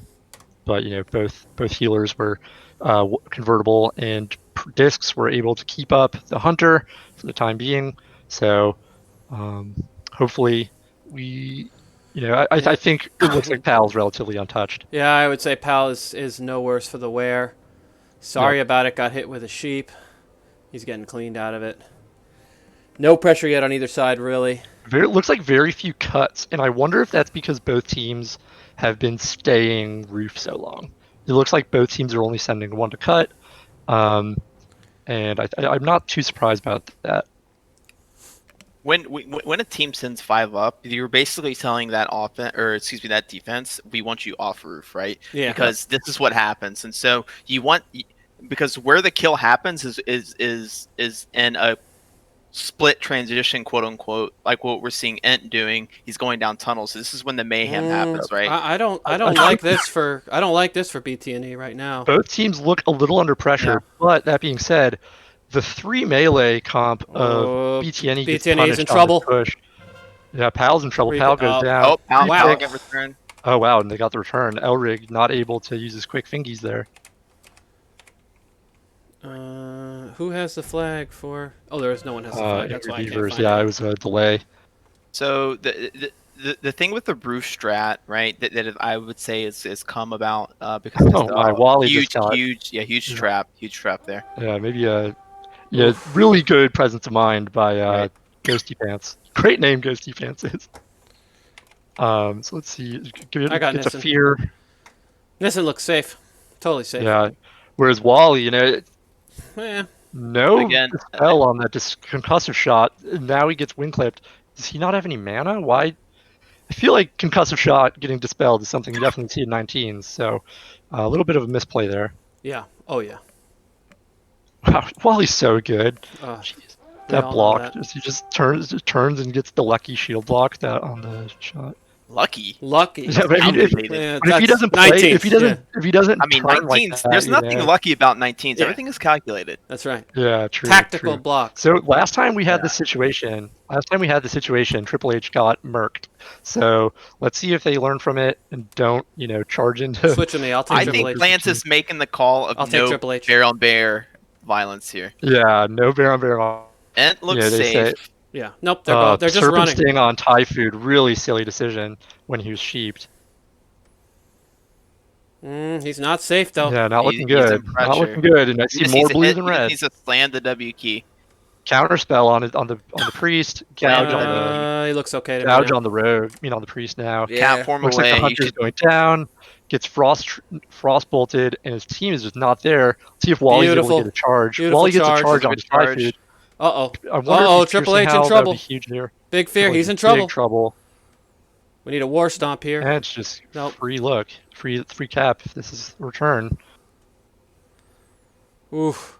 Triple H is in trouble. Oh man, he's running into a tree. That's it. Oh, Game. that's the game. Close game, but pretty convincing. I Yep. think the splits may have favored BTNE, but these non-splits, these transition kills were. It's hard to argue that it was convincing in Pal's favor. Yeah, But I it mean, wasn't. I just with the FC plays specifically with that last cap, he is around. He could have cap formed away and gone and done far GY jump. He could have tried to do GY jump. As an FC, especially in transition, I think the most important thing is to hit the W key and run in one specific direction. Because anytime you hit, you're strafing, you're kind of waddling back and forth, and see what's at the end. All the work, you're kind of like, you're really not helping your team that's trying to peel for you, right? So even if it's W key, nowhere near where you actually need to go, as long as it's away from pressure, you're allowing your team to, you're giving them time to help you out more as an FC. So that's one thing I see a lot of FCs doing. I want to compliment Ent on anytime he's in those situations, he kind of understands just the what's around him. I think Walks did this really well from AT as well. Honestly, I see a lot of 19 FCs kind of struggling with that presence of mind. And so Yeah. that kind of was the difference maker, I think, for game one. So for halftime show, I'm going to bring in Falaris and I'm gonna take a break. Yana. Okay, and they're going to come in, give their predictions. Scope, if you're in the Discord and really want to come in, I'll give each of them 1 or 2 minutes as a so I'll drag them in. Fiona and Falaris, how's it going? Hey guys, Farless. What's up? Fiona, what's up, boys? Doing, guys? Holy fuck, what a game, right? Yeah, Is it was a Farless good in game. here? Is Yeah, he in? Falaris is in here. Dude, I'm just gonna hang start on, out by- Fiona. 1 sec. Let's make sure Farless can talk. Yeah, I'm in. Can you hear me? Okay. Hey, what's going on, pal? Yep. Hey, how's it going? Dude, I I- pretty interesting game. I'm just gonna fucking start out by saying I thought the game was over at least 10 minutes before it ended. I mean, how the fuck did Wally get out of there? I know. I mean, am I the That only one getaway thinking- was crazy. Fuck. The handoff too. When they did that handoff to Drew, I was surprised. So, what were your guys' pre-game expectations? I'll start with you, Fiona, since you're in the mood to talk. Shit, man. I'm rooting for BTNE. Shout out Papa, but Pal is just fuck. Pal is good. It's A hard to beat well-oiled Pal. machine. They are for sure. definitely, yeah. Falaris, what about you? What was your pre-game prediction? I predicted PAL All-Star team to win both games 3-0, and I had said about 40 to 45 minutes for each game. So Okay, same as me, basically. How many minutes did we right? get? How many minutes did we get? 39 minutes. 39 minutes, pretty much on the money. Yep. So what do we think about this, guys? My sense on this is I thought that BTNE was pretty much there with the split game, but I felt they were. not- I agree with Wouch. I thought they were ahead of the split game. To be Yeah. perfectly honest, I thought they put Yeah. really good pressure on all game. Like, obviously, I felt from the beginning, PAL's biggest strengths in all of these games is their mid engagements. Mid engagements For is sure. where like individual skill is going to come involved the most, in my opinion. And I mean, PAL has any of their players could start on any team in the bracket. They're amazing. So Yeah. I agree. So let me ask you. I'm sorry. Go ahead. Yeah. No, you go, Jehuda. So, Faros, if this is, I like the way you approach the game, the way you think about it. If you're BTNE, what are you thinking you got to do different? you do everything you can to avoid every single mid engagement. Like Yeah. I PP think had so, a too. couple interactions where he would charge back into their team, and I felt like you should save every single sprint is to get across mid. As soon as Yeah. you get any kind of separation from their defense, you're just off. Yep. And they can win if they can get the splits, but all the mid engagements, they're just going to get smashed. Yeah. So one thing I noticed is PAL doesn't commit many to roof. What do you think the counter is to when they run only 3 roof and then have 3 cut? Like, do you just stay? Because you could stay roof for a long time, but you're eventually just going to drain your mana before the other team drains theirs. Do you think that they should, do an early drop and just take the numbers advantage, keep the guy, and then circle around base? What do you guys think? If I may, Go for it. I think I really do think that Triple H, which is Papa, he did a great job by psyching going down banana, which were to go down tunnel, Mhm. because the cuts come from connector and flag room. But you're talking about the best of the best offense here, right? For sure. So what do you do when the pressure of only 3 is so substantial that it forces you to drop any which way, Yep. Look, if 3 people are going to force 4 people off the roof, then the team that has 3 people is just going to win the game. Full stop. I agree. I think I think we said that they were beating the splits, but they weren't capping. And I think that's the reason they're not capping is it's hard to get in a position to cap when you have 3 people cutting off all these exit points and you're just trying to avoid them. And, sitting taut isn't a cap. There were a couple times Right. where they had end dead, and then you just I would look over at Triple H and he's just sitting taut. And that's no fault of his own. It's just you have to wonder, how are they going to get in a position to cap? So maybe had to cap earlier. We'll see.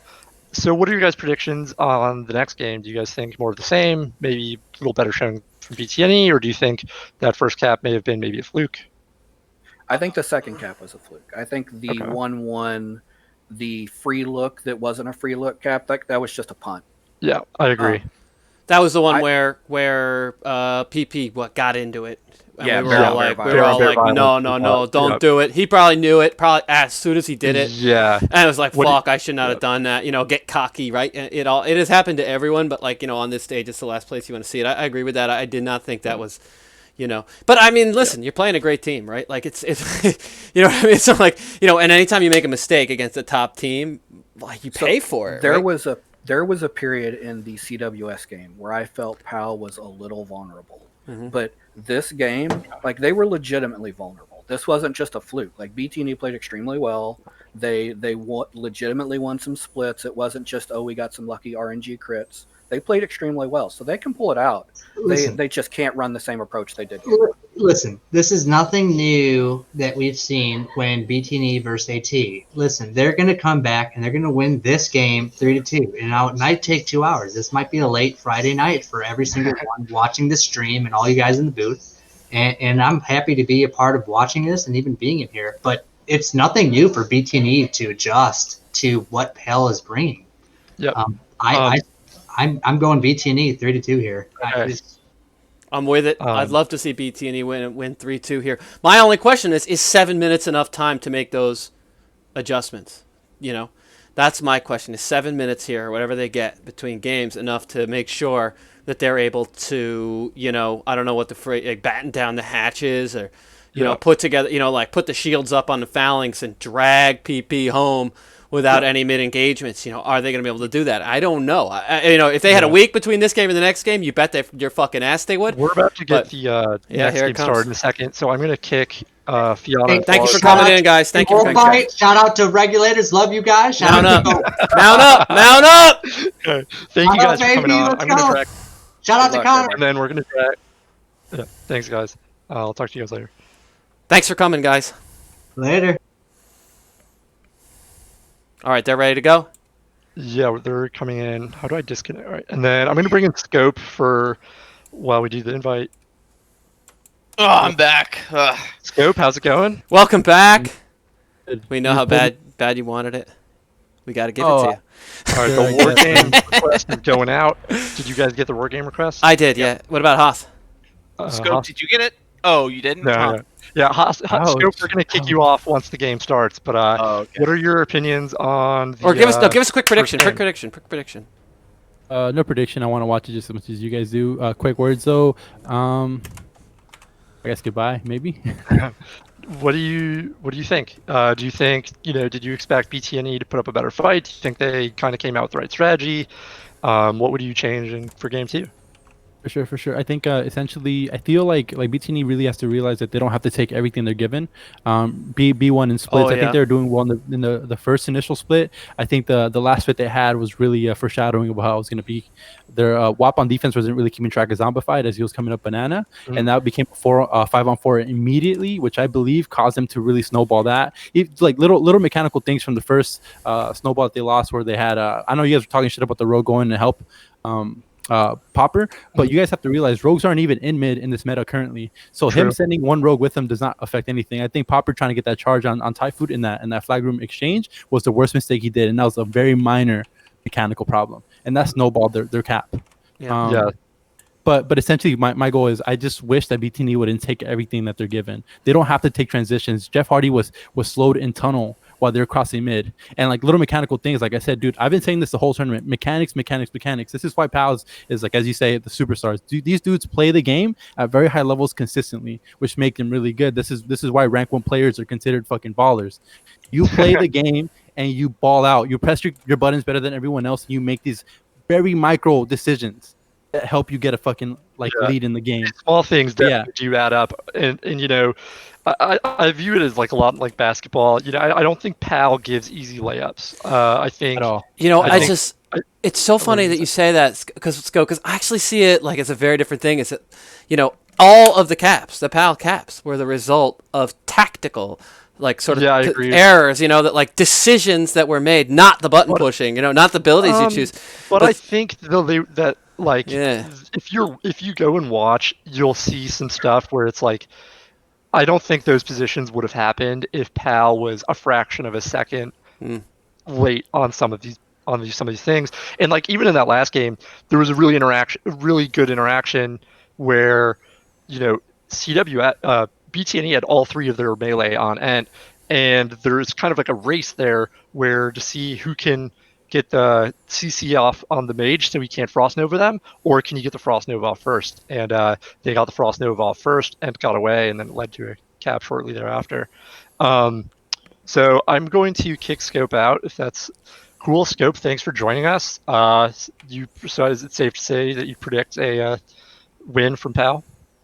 No. Oh. No, he's not picking. Did you hear? Well, if there's a third game, we'll bring you back on for some more commentary. How's that sound? No, pro bono work is not for me. Okay. Hey, that's all I do. So thanks for coming on. Loser. All right, so we have Goldust finding Ent opening. Yep. Hey, Jehuda, can you stream your Discord? I don't know why it stopped. Oh yeah, 1 sec. Who are you on right now? He is on convertible. He's on Ent. All right, so I'll get on. Ent's in some trouble. He got away. He got bombed. He should be away. He should go in and get the flag. 2 in base defense from PAL, not looking like Triple H is going to be able to get the pick, especially when one of them is a hunter. Hunters are, oh my god, why did he do that? He just stealth dropped into the rogue. I don't know, that was definitely a mistake in my view. And getting repicked. They had double rogue on defense. And now he gets pure beast. They're going to be forced into another. Ent's away. Yeah, this might be a quick cap. One thing too to consider there is Siren open right outside of door. Actually, Ent's under some pressure now. Yeah, And Triple H, it's kind of got a. I don't know if that was the pot crit. I would love to see him LOS that shot. Though it looks like he's going down after Yeah, kind looks of like making a getaway. Ant could be dead here, but he's got his team for a repick. Yeah. So they really need to kill him here. They're not sending anyone else to pick because they kind of Is can't. Papa gonna get away? This is huge if he gets away. Looks like he's away. I would like to see a dash to rejuve right here. I think you just dash to cap, and I think you have your hunter. This is a cap. Yeah, I think this is a cap. I don't see anyone between the man and the basket, and it looks like there's the two defense from Pal. It's once again it's getting to the point where it's like, why don't you send this mage to help pick the flag? It's in my mind, it's just the best thing you can do is send a druid and a mage, and the mage is able to frost nova the rogue, especially because there's no gnomes. That rogue's just going to sit there like a duck for a bit. So I would say another mistake here, and what Scope is talking about, the mechanical plays, PP showing himself where he is in mid, big mistake. Big mistake right here. Like, you need to be in stealth, and you need to make the other team be like, oh, how many do we need to commit on defense? Where's their FC? The hunters are calling that out right now. Yeah. Easy cap, not a good look here. Yep. Not a good look at all. Yeah. And here's the thing too, and to pick up what Scope said, you don't have to take everything. Look, we have seen PAL is really successful here when they just have a bunch of people on defense and they create havoc for BTNE. If I were BTNE, I would send everyone back on defense right here and force, and not to turtle, but to force PAL to commit more people off of their defense, so it creates an easier pick for your druid. Mm-hmm. So now they're sending kind of a substantial group. Yeah, which is another approach. Yeah, I think really they need to. I think when shaman you're here, which is or a hunter, which is good. Yep, I think you have to accept the fact that this is you're playing for something here. This isn't a practice. Play to your strengths, and don't give them. Getting fear beasted again. I think you really just have to do your best to not give them these mid fights, these transition kills.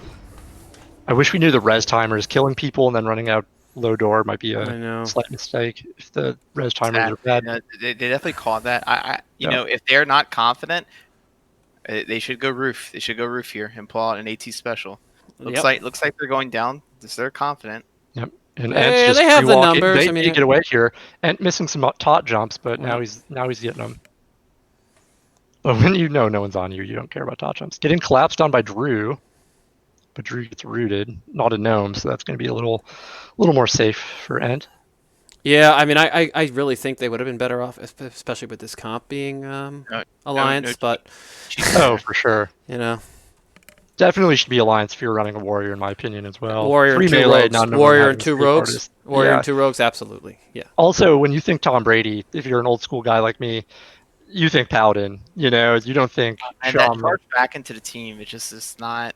Yeah, we don't like it. As soon as he left tunnel, you just book it opposite direction, and he's gonna die here. He could die here. Yeah, he's under so much pressure because he's available. And Rubik's is here, and these spots where but they're gonna get the repick. It looks like Atax is gonna get the repick, but your hunter is not the best flag carrier, especially if he gets dazed and cheetah. Not sure we'll see that.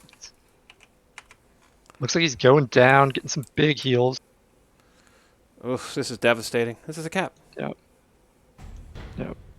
Wow. So yeah, look. He was his best look is when he got out of tunnel. First of all, I don't like going tunnel, right? Just because you saw how hunters, their one hunter is had a trap at the base. You have mages blinking and slowing, really separating the teams up. And as soon as he goes out tunnel, he's just kind of waddling there at the base of tunnel. Go to Zerker Hut, go back up ramp, just run away from the red. Red is bad. Red is dead, right? Yep. And he's just kind of staying with his team. And that, again, to your point earlier, that could be the call in comms, but that's just not working for them. They have got to have confidence in PP to be look, you just you're a good enough player to where you just need to try to get, just get space, create space so that you enable the double hunters to get some traps. Maybe your mage to get, some cross CC on a priest and some novas on melee, etc. Yeah, I'll disagree in one regard. I think they killed 3 people. They may have saw the res timer was shortish, and it makes more sense, I think, to go tunnel then rather than to go out. Well, road. yeah, I'm Yeah. not saying to go GY there, but I'm saying No. specifically maybe just go roof. Just go ramp or roof. Oh, go roof. I like that. I could see the roof play. Yeah. I do wonder if Wally is in Piercing Hal spec. I have not. It has not felt that way. It feels like if he was Piercing Hal, they would be getting away more. Do you guys think that is a fair? Potentially. Yeah. I mean, yeah. I haven't really been noticing here Yeah. as well. We'll So look out for it. convertible is getting They're away across. pretty much free. It looks like. ATAC's slowing down. He's gonna go back. He's gonna go back up ramp though. But now here, Triple H has got to get Yeah, past. Triple H. This is the same spot. Why Yeah. send Triple H out to die against 2?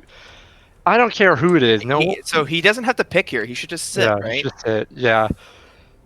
But to be, He's you know, picking, the though. argument against that is that Moldy Peach should have been, running to. He's help now just spent take- sprint. He's Yeah. got crippling that- poison on him. He's dead.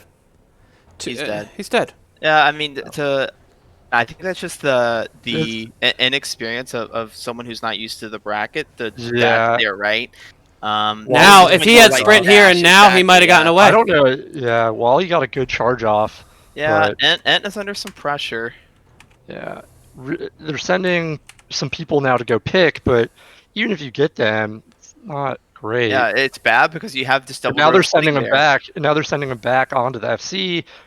I don't know. I think there's just indecisiveness. I remember when BTNE played against CWS in the tournament, they had a really good 45 minutes where I thought they were like, wow, I thought they were going to win. And then they just got, a little indecisive. This could be a kill here.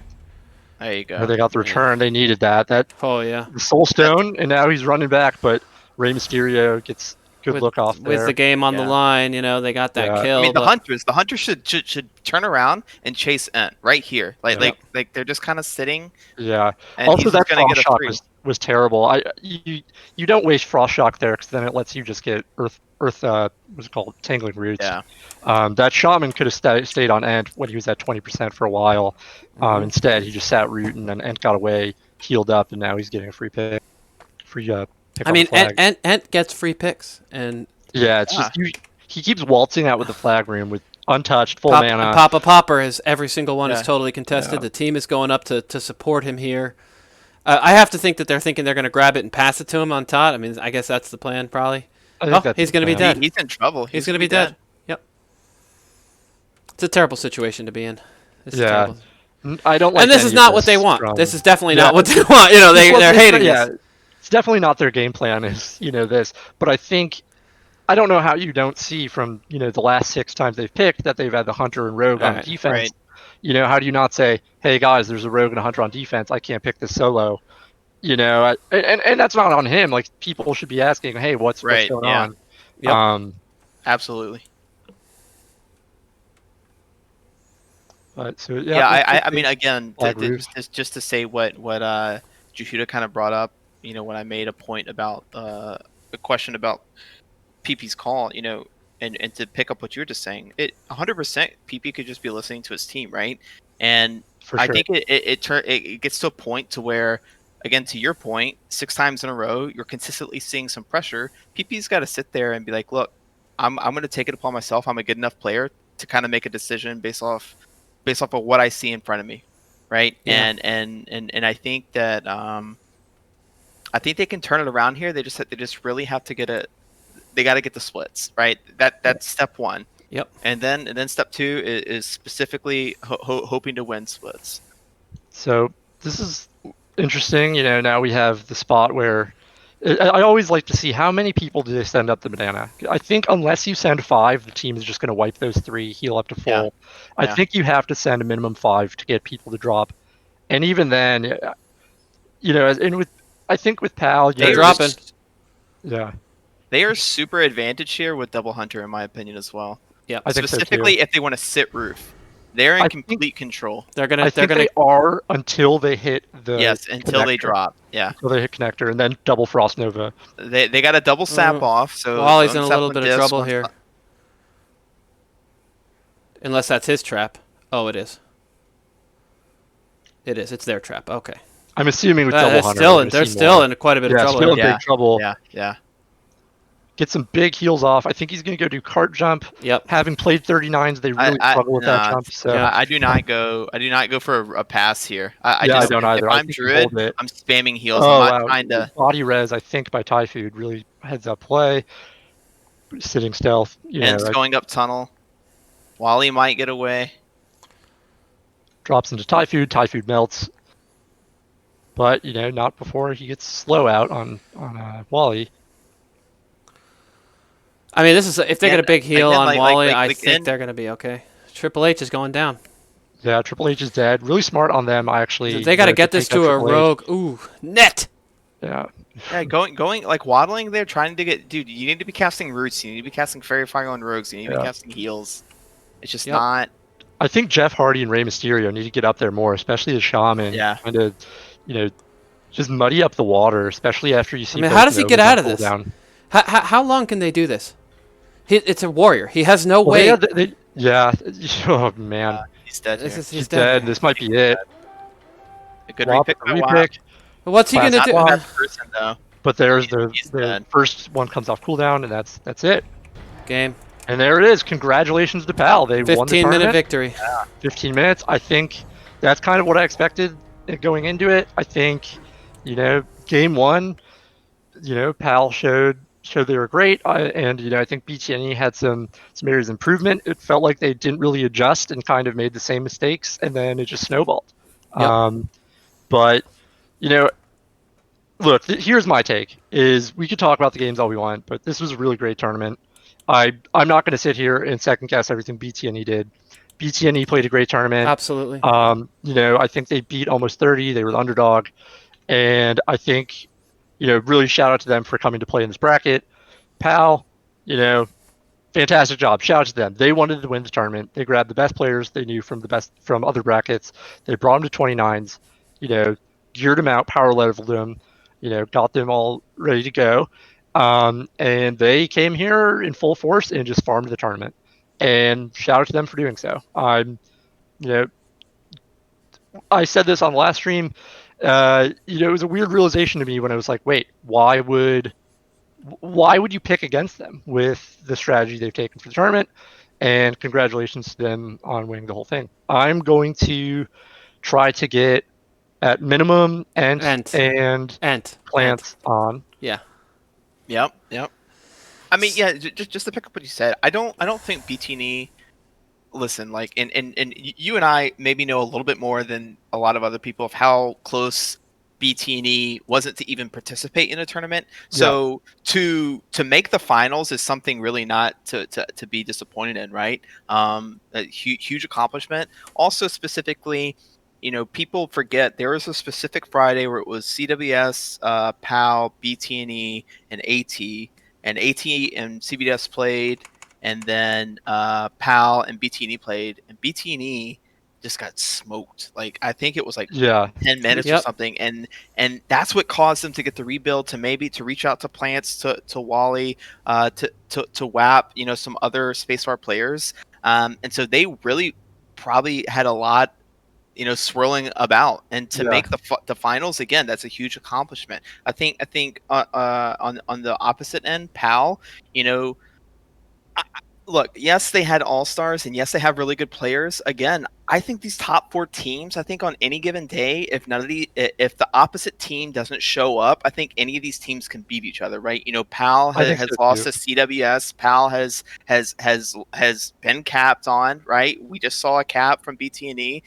We saw cracks. We saw blood. Obviously, they're a little bit more engaged and a little bit more well-versed in 29s, and that's what helped them win the tournament. But, I mean, I just really think that overall the Final Four was good and competitive.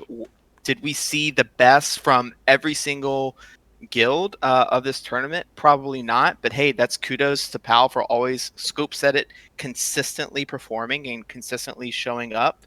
I also think that with PAL they have people specifically rating Nax. They had that Warsong tournament at 60s going on during this tournament. I know some of them were playing Shadowlands. I know, BTNE, some of those guys had, they have their rating scheduled and everything. So overall, everyone kind of coming together and making this happen. I know the Final Four was a little weird scheduling, specifically with CWS, but some other teams as well. Just the fact that we got it done, and we can kind of look back on it now and talk about the good things. Because I definitely agree with you, Ouch. We're not going to sit here and nitpick all these different things. I think what we can do is look at it from a macro perspective and look at the things that did go well and build upon that, and hopefully kind of carry that into TBC. I agree. Can I just say something real quick? Before plants? Yeah, for sure. Well, you can bring Plants right in. Of course, he can. I love Plant Man's my homie. Bring him right in, and he can hear what I'm about to say. I think that there's a lot of talk, especially here in the chat. I see people about 19s, 29s, 39s. And I make a lot of jokes about this. That and all three of us are obviously 19s players, but. I think 29s is the best bracket. I think it's the strongest bracket. I think it's the healthiest bracket. I think that everyone came together here, put together 29's teams, because it's a lot of fun to play, and there's a lot of great personalities and a lot of great people playing the game, and I think there's a community here, and it's a community that I'm honored to be a part of, and I know you guys feel the same way, and I'm honored that I had an opportunity to call these games. And do this with you guys and Plant Man and Ant and everybody. And I think this was a fantastic tournament. Yeah, and I see, Sunshine is saying in the chat, 29 bracket one thing. I think that's absolutely right. Not just today. Every day that we had this tournament, it was fantastic. And I hope anyone watching who's interested in playing, who doesn't have a 29, maybe plays 19s or something like that, come join us. It's a lot of fun, and I think this is, like I said, when we first started, it's like kind of the capstone event of classic WoW to me, and that was the last day of summer camp, and we're looking ahead now to next summer, when TBC comes, and I think we'll be right back at it, having a lot of fun in this great bracket. I think great people played here, really good guys, and I've just really enjoyed being a part of it, and I'm so glad that we were able to have this tournament, and I'm so impressed by Pal, and I'm happy for all the guys that I really like that play in that guild, and BTNE and Can We Stop, and all the friends we've made along the way. All these great guys and people that we like, and I don't want to go on too long, but I really want to say what a great bracket, what great people, and I'm so glad we got to have this great tournament to cap it off. Yeah, for sure. I'm going to bracket Dragon Plants now. Kind of my take is I'm not going to ask many questions about the game. No, I just kind of want to I have one very specific question about that game for Plants. Plants is in here. Hi, how's it going, Plants? Oh, hold on 1 second. So loud. Yeah, sorry. It is really loud in here. I don't know why the Discord is so loud. Hi. Hey, pal. Hey. It's great to hear your silky smooth voice. We've missed you here in the booth. It's great to have you back where you belong. Oh boy. Yeah. It's not the same without you. I mean, we love Ant, we love Haas, we love whoever. Of course. But I mean, Plants, you have a warm spot in my heart. So Haas, do you have your first question? Your burning very question? Specific. Hit me, dude. The barrel and bear violence. How did you allow that to happen? I thought you were such a protagonist for animal and rights and when the two druids just started fighting in mid. Listen, honestly, I don't know what moment you guys are talking about, but oh, well, that's better for you then. PP is a very powerful druid, and I'm confident if it was a 1v1, maybe we'd have a little different outcome here. But he's got to carry 9 of us shitters on his back, so we're holding it back. Who doesn't enjoy a bear on bear 1v1? It's the last 2-hour event. Sounds great. Yeah, my takeaway is you're saying that PP is more of like a Kodiak bear, and then Ent is like a little cute little teddy bear. Is that he's like one of those. You pick him up, you carry him around. Okay. Gotcha. Cool. He's flown around through the bastion by one of the. So, I just wanted to pull you in. I'm not going to ask you any questions about the game. I think the tournament's over. I really enjoyed it. I really just want to drag you in here to say thank you to you and all the rest of BTNE for putting on such good shows. Thank you for participating. I know that scheduling was a headache for you guys. I know that, you guys, some of you come from Spacebar, some of you come from BTNE, some of you had already kind of even quit the game by the time the tournament was announced. It just felt like you guys really put an effort to play in the tournament. as did every tournament, every team. But I just wanted to thank you guys specifically so much for showing up. And if there is another one in the future, in TBC, I hope you guys are there. And at the very least, I hope to see you guys, more from you guys just as friends. If not in Classic or in retail, but in TBC. No, for sure. It was a lot of fun. Obviously, I have to say thank you to Wouch. You did so much to bullshit to like get through to make this happen.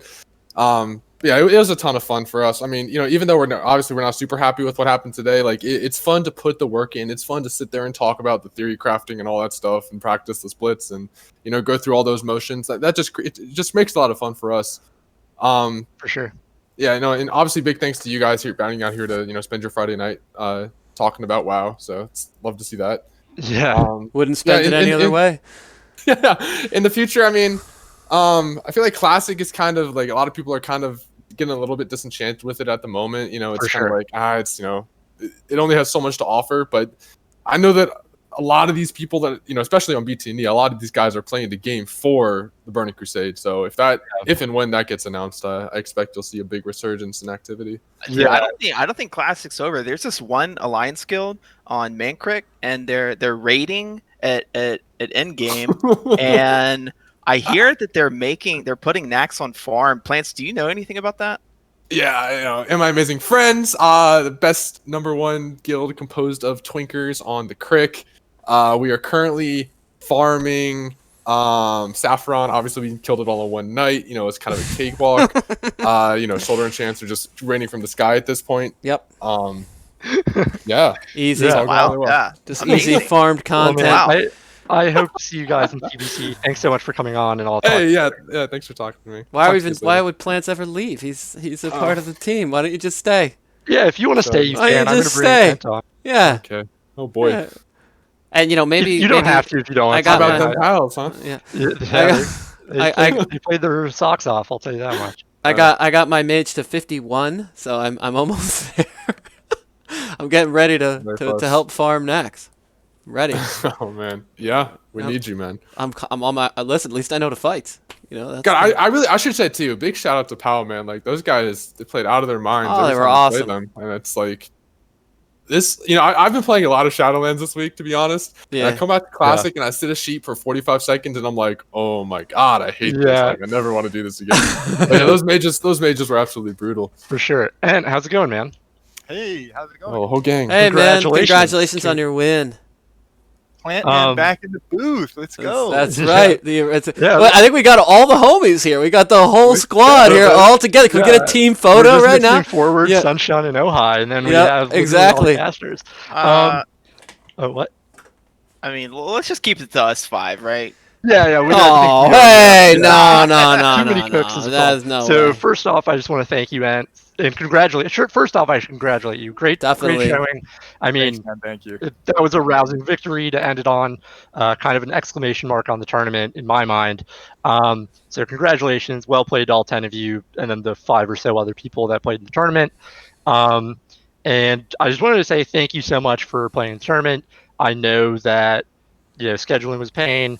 You guys, a lot of there's the narrative that you guys kind of made like an all-star team or whatever, but also there's also the argument that like you guys needed 10 people to play in the tournament. Every team going into this tournament was maybe not complete or didn't have 10 people, and you guys did what you got to do, and I really thank you for putting in the effort to gear up 10 people and making sure that everyone was able to come out and play.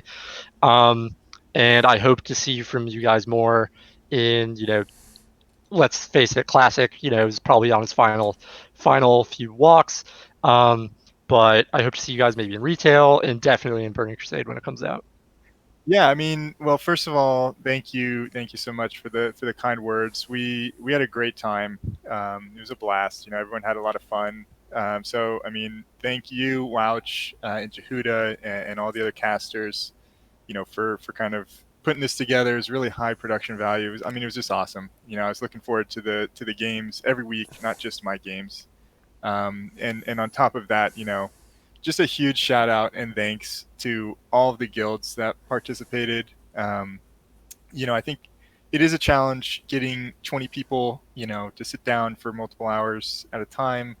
Scheduling is a challenge, but I think, looking back on this in the future, we're going to look back on what a good time it was, how much fun everyone had. And honestly, I think there's a little bit of narrative, 19s versus 29s, 29s versus 39s, all that stuff. But I think at the end of the day, I'm just grateful that, I got to connect with all these awesome people and players doing what we love, which is really a small part of Classic. So I mean, it was just a blast. I can't give enough thanks to all the GMs For and sure. all the organizers. So I mean, thank you so much. And I 100% join in that. I really agree. I said it earlier before you got on that, like, I think that the real winner here is, the bracket and the game of Classic, and that, like, and of course, huge congratulations to you guys and the performance you put up, and sort of elevating the level of play, in the bracket most especially. But I think that this has been, I think it's been a wonderful experience and an opportunity to connect with guys and women, and and sort of build on a community that was already there, and that I think that women. Yeah. I've met a ton of chicks doing this. Absolutely. Well, there are some, and everyone and hold on. Sari was slaying CWS. Don't sleep on Sari.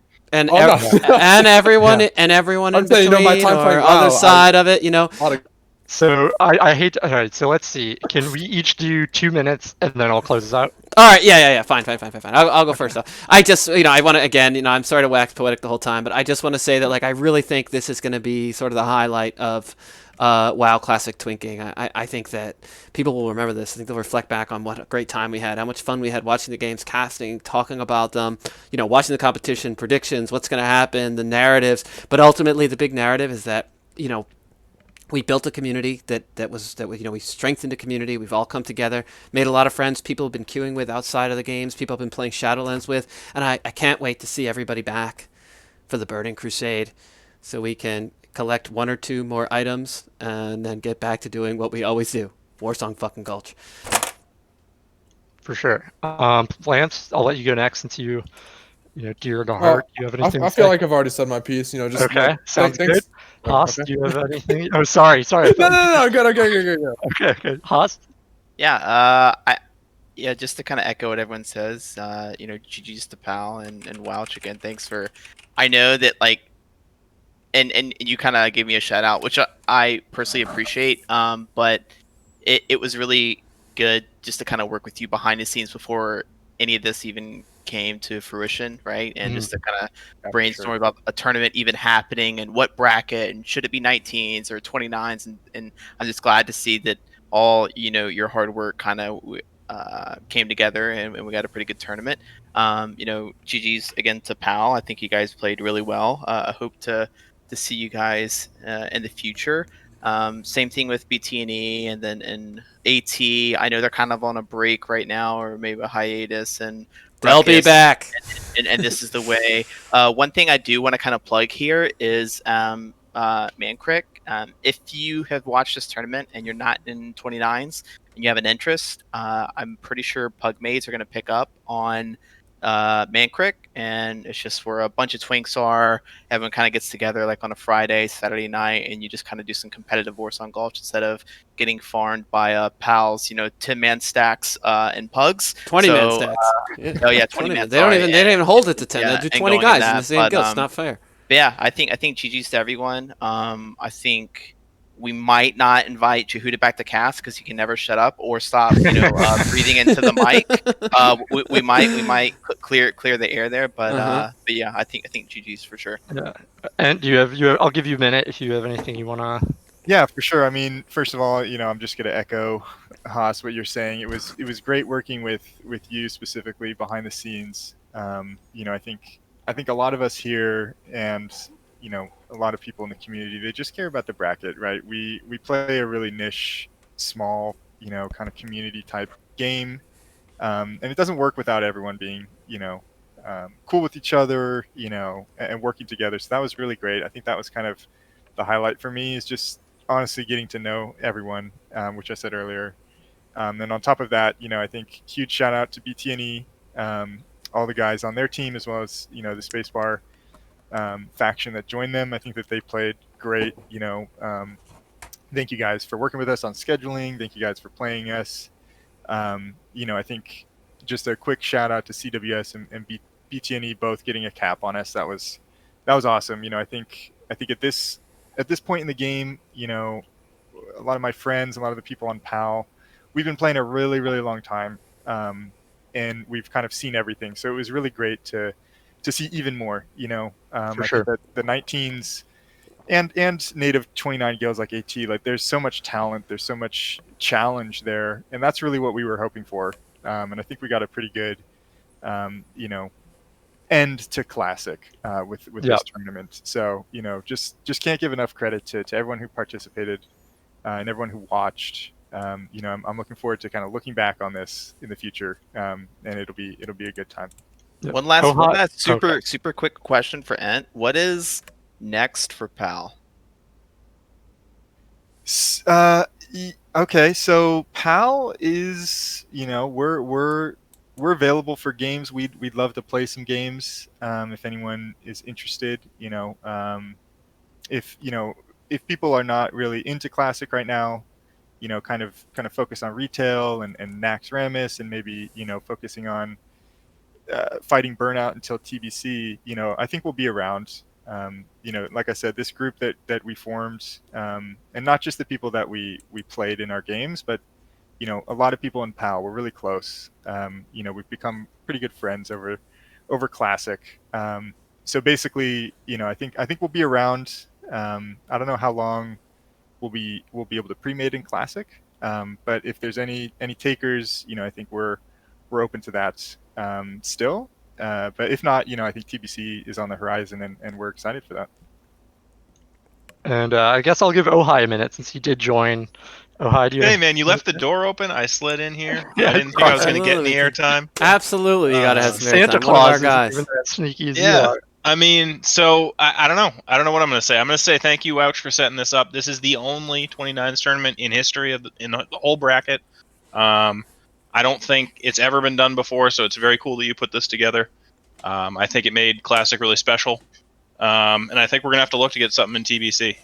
Arena tournament, battleground tournament, something. But I'd like to take what we learned here and kind of iterate on it. I think it would be really fun and good for the community. All right. Well, I'm going to say something. I'm going to pull a Haas here. I'm going to go Oh my God. second turn real quick. I do want to shout out, the other brackets. I think the 39s, again, there's this narrative of kind of bracket elitism and stuff like that. But honestly, if you guys like twinking, I strongly suggest you check out 39s. If you like 29s, if you like 19s, I think all the brackets have their pros and cons. And I think that if you're into twinking, you should check them all out. I know that pre-mates happen in all the brackets, and a lot of good players in all of them. So, we'll see you guys in TBC or other brackets. All right. Well, I'm going to say my piece. I got one more thing. Oh my Okay. God, Haas. I'm just kidding. All right. So I'm going to say my piece. I've said a lot of this stuff before. I'm going to get the thanks out of the way. And it's, not like a negative thing, like not trying to like belittle these thank yous, but huge thanks first and foremost to the GMs and pre-made organizers, Schmuck, Tom, Haas, and Scope and Flores, all 6 of you guys. This tournament would have happened without you. I think that, the most difficult part of this tournament was clearly scheduling, and you guys all, knocked it out of the park. So huge thanks on that. I want to thank the 6 teams, almost 30, Be Tough, No Excuses, Can We Stop PAL, The Ruckus, and This Is the Way. Once again, tournament could have happened without you.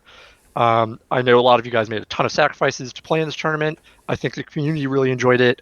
Going into this tournament, I really didn't have any expectations. My expectations were very low, and this exceeded all of them. So thank you to you 6. I want to thank Jehuda. I think when the casting thing happened and everyone was like, no one agreed to do the casting, and kind of the onus was asked upon on me, I reached out to Jehuda and he agreed to do it. I know Jehuda had some experience announcing hockey games or something like that, and Jehuda, blew away any expectation I had. I think this tournament was made large, like the fanfare of it was made because he was so good at what he does. So shout out to Jehuda. I want to thank Forward, Sunshine, and Ohai. You guys stepped up and filled in on the two alternate broadcasts, and I think, if people haven't checked out those VODs, definitely go check them out. They did a great job. Thank you to them. We had some guests. I want to thank Flora, Scope, Fiona, Jacko, Dr. Dog, and Haas and Plants. You guys all crushed it. Specifically Plants, I think the most fun I had doing this was probably the first match where it was us three and we didn't know what it was going to be like going into it, and we did it. It was fantastic. I want to thank the viewers. We broke over 1,500 views on a video. That was pretty crazy. I never expected that for a Twink game. That's like more than most classic 60s games get, so really awesome. Donors, thank you guys for donating to the prize pool, $750. Not the biggest prize pool. I thought we were going to reach a couple thousand, but maybe in TBC. That's going forward. Okay, that's all my thank yous. So now I'm going to kind of get on my soapbox. I feel like I have a little, whatever. My first thing to say is that, twinking is a really niche community, and it's really easy to, use it as like a competitive outlet. But remember to do it with positive mindset and not be toxic. And going to people who are being toxic about other brackets, kind of piggybacking on, and said, it's a niche community. 60s PvP is a niche community. Organized 60s PvP, very niche community. Comparing that to organized twinking is like is like the crossroads of two niches. So my ask is be awesome to everyone. And the second one is make twinks in every bracket. Communities are only as good as the amount of people that are in there and the quality of the people. So if you can be part of it and be quality, primo. Moving forward, a lot of people ask me when's the next tournament, and I didn't work on putting this together with Plans and a few other, Haas and a few others because I really wanted to. It was that a few months ago, Tom Brady said something that really resonated with me, and he said, I really regret, like way back in the day, all these teams, none of us were friends, none of us played against each other. There was no sense of community. He said something along those lines, and that really stuck with me, and I thought that this tournament would be a really good way to do that. So shout out to Tom Brady for kind of base inspiration, and then Haas for coming to me with the plan. Now, what I did was put in an ounce of initiative, and I think anyone asking me, oh, when's the next tournament? Think about it. If you have an hour of spare time a day for 2 weeks, you can organize something like this. It doesn't take much time. All I'm asking is show some initiative, and when someone does something like this, support it all the way. It doesn't have to be financially, but view it, link it, like it when they post something. Those things matter a lot more than you think. So then kind of last is, I think classic, by and large is in the books. I think retail, is kind of cannibalize it. I think there's some burnout. Things are maybe starting to open up in the world, and I think we're all going to be back here for TBC. My last thing is to say, come back for TBC. It's going to be a lot of fun. I'm going to be there. I have an idea for a cool arena tournament, so be on the lookout for that a year or two from now. So that's all I have to say. Shout out to PAL for winning. Congratulations to them. Shout out for BT Enough No Excuses. Not the result they wanted, but I really appreciate them doing this. And that's all I have. Thank you, everyone, for tuning in, and I'm out. Beautiful. And also, don't forget to thank Plantman for, helping me. I wouldn't have been casting without him. So, big thank you to him. Yeah, huge shout out to Plants. Yeah. Okay. Wouch, good. Love you guys. Good. Love you guys.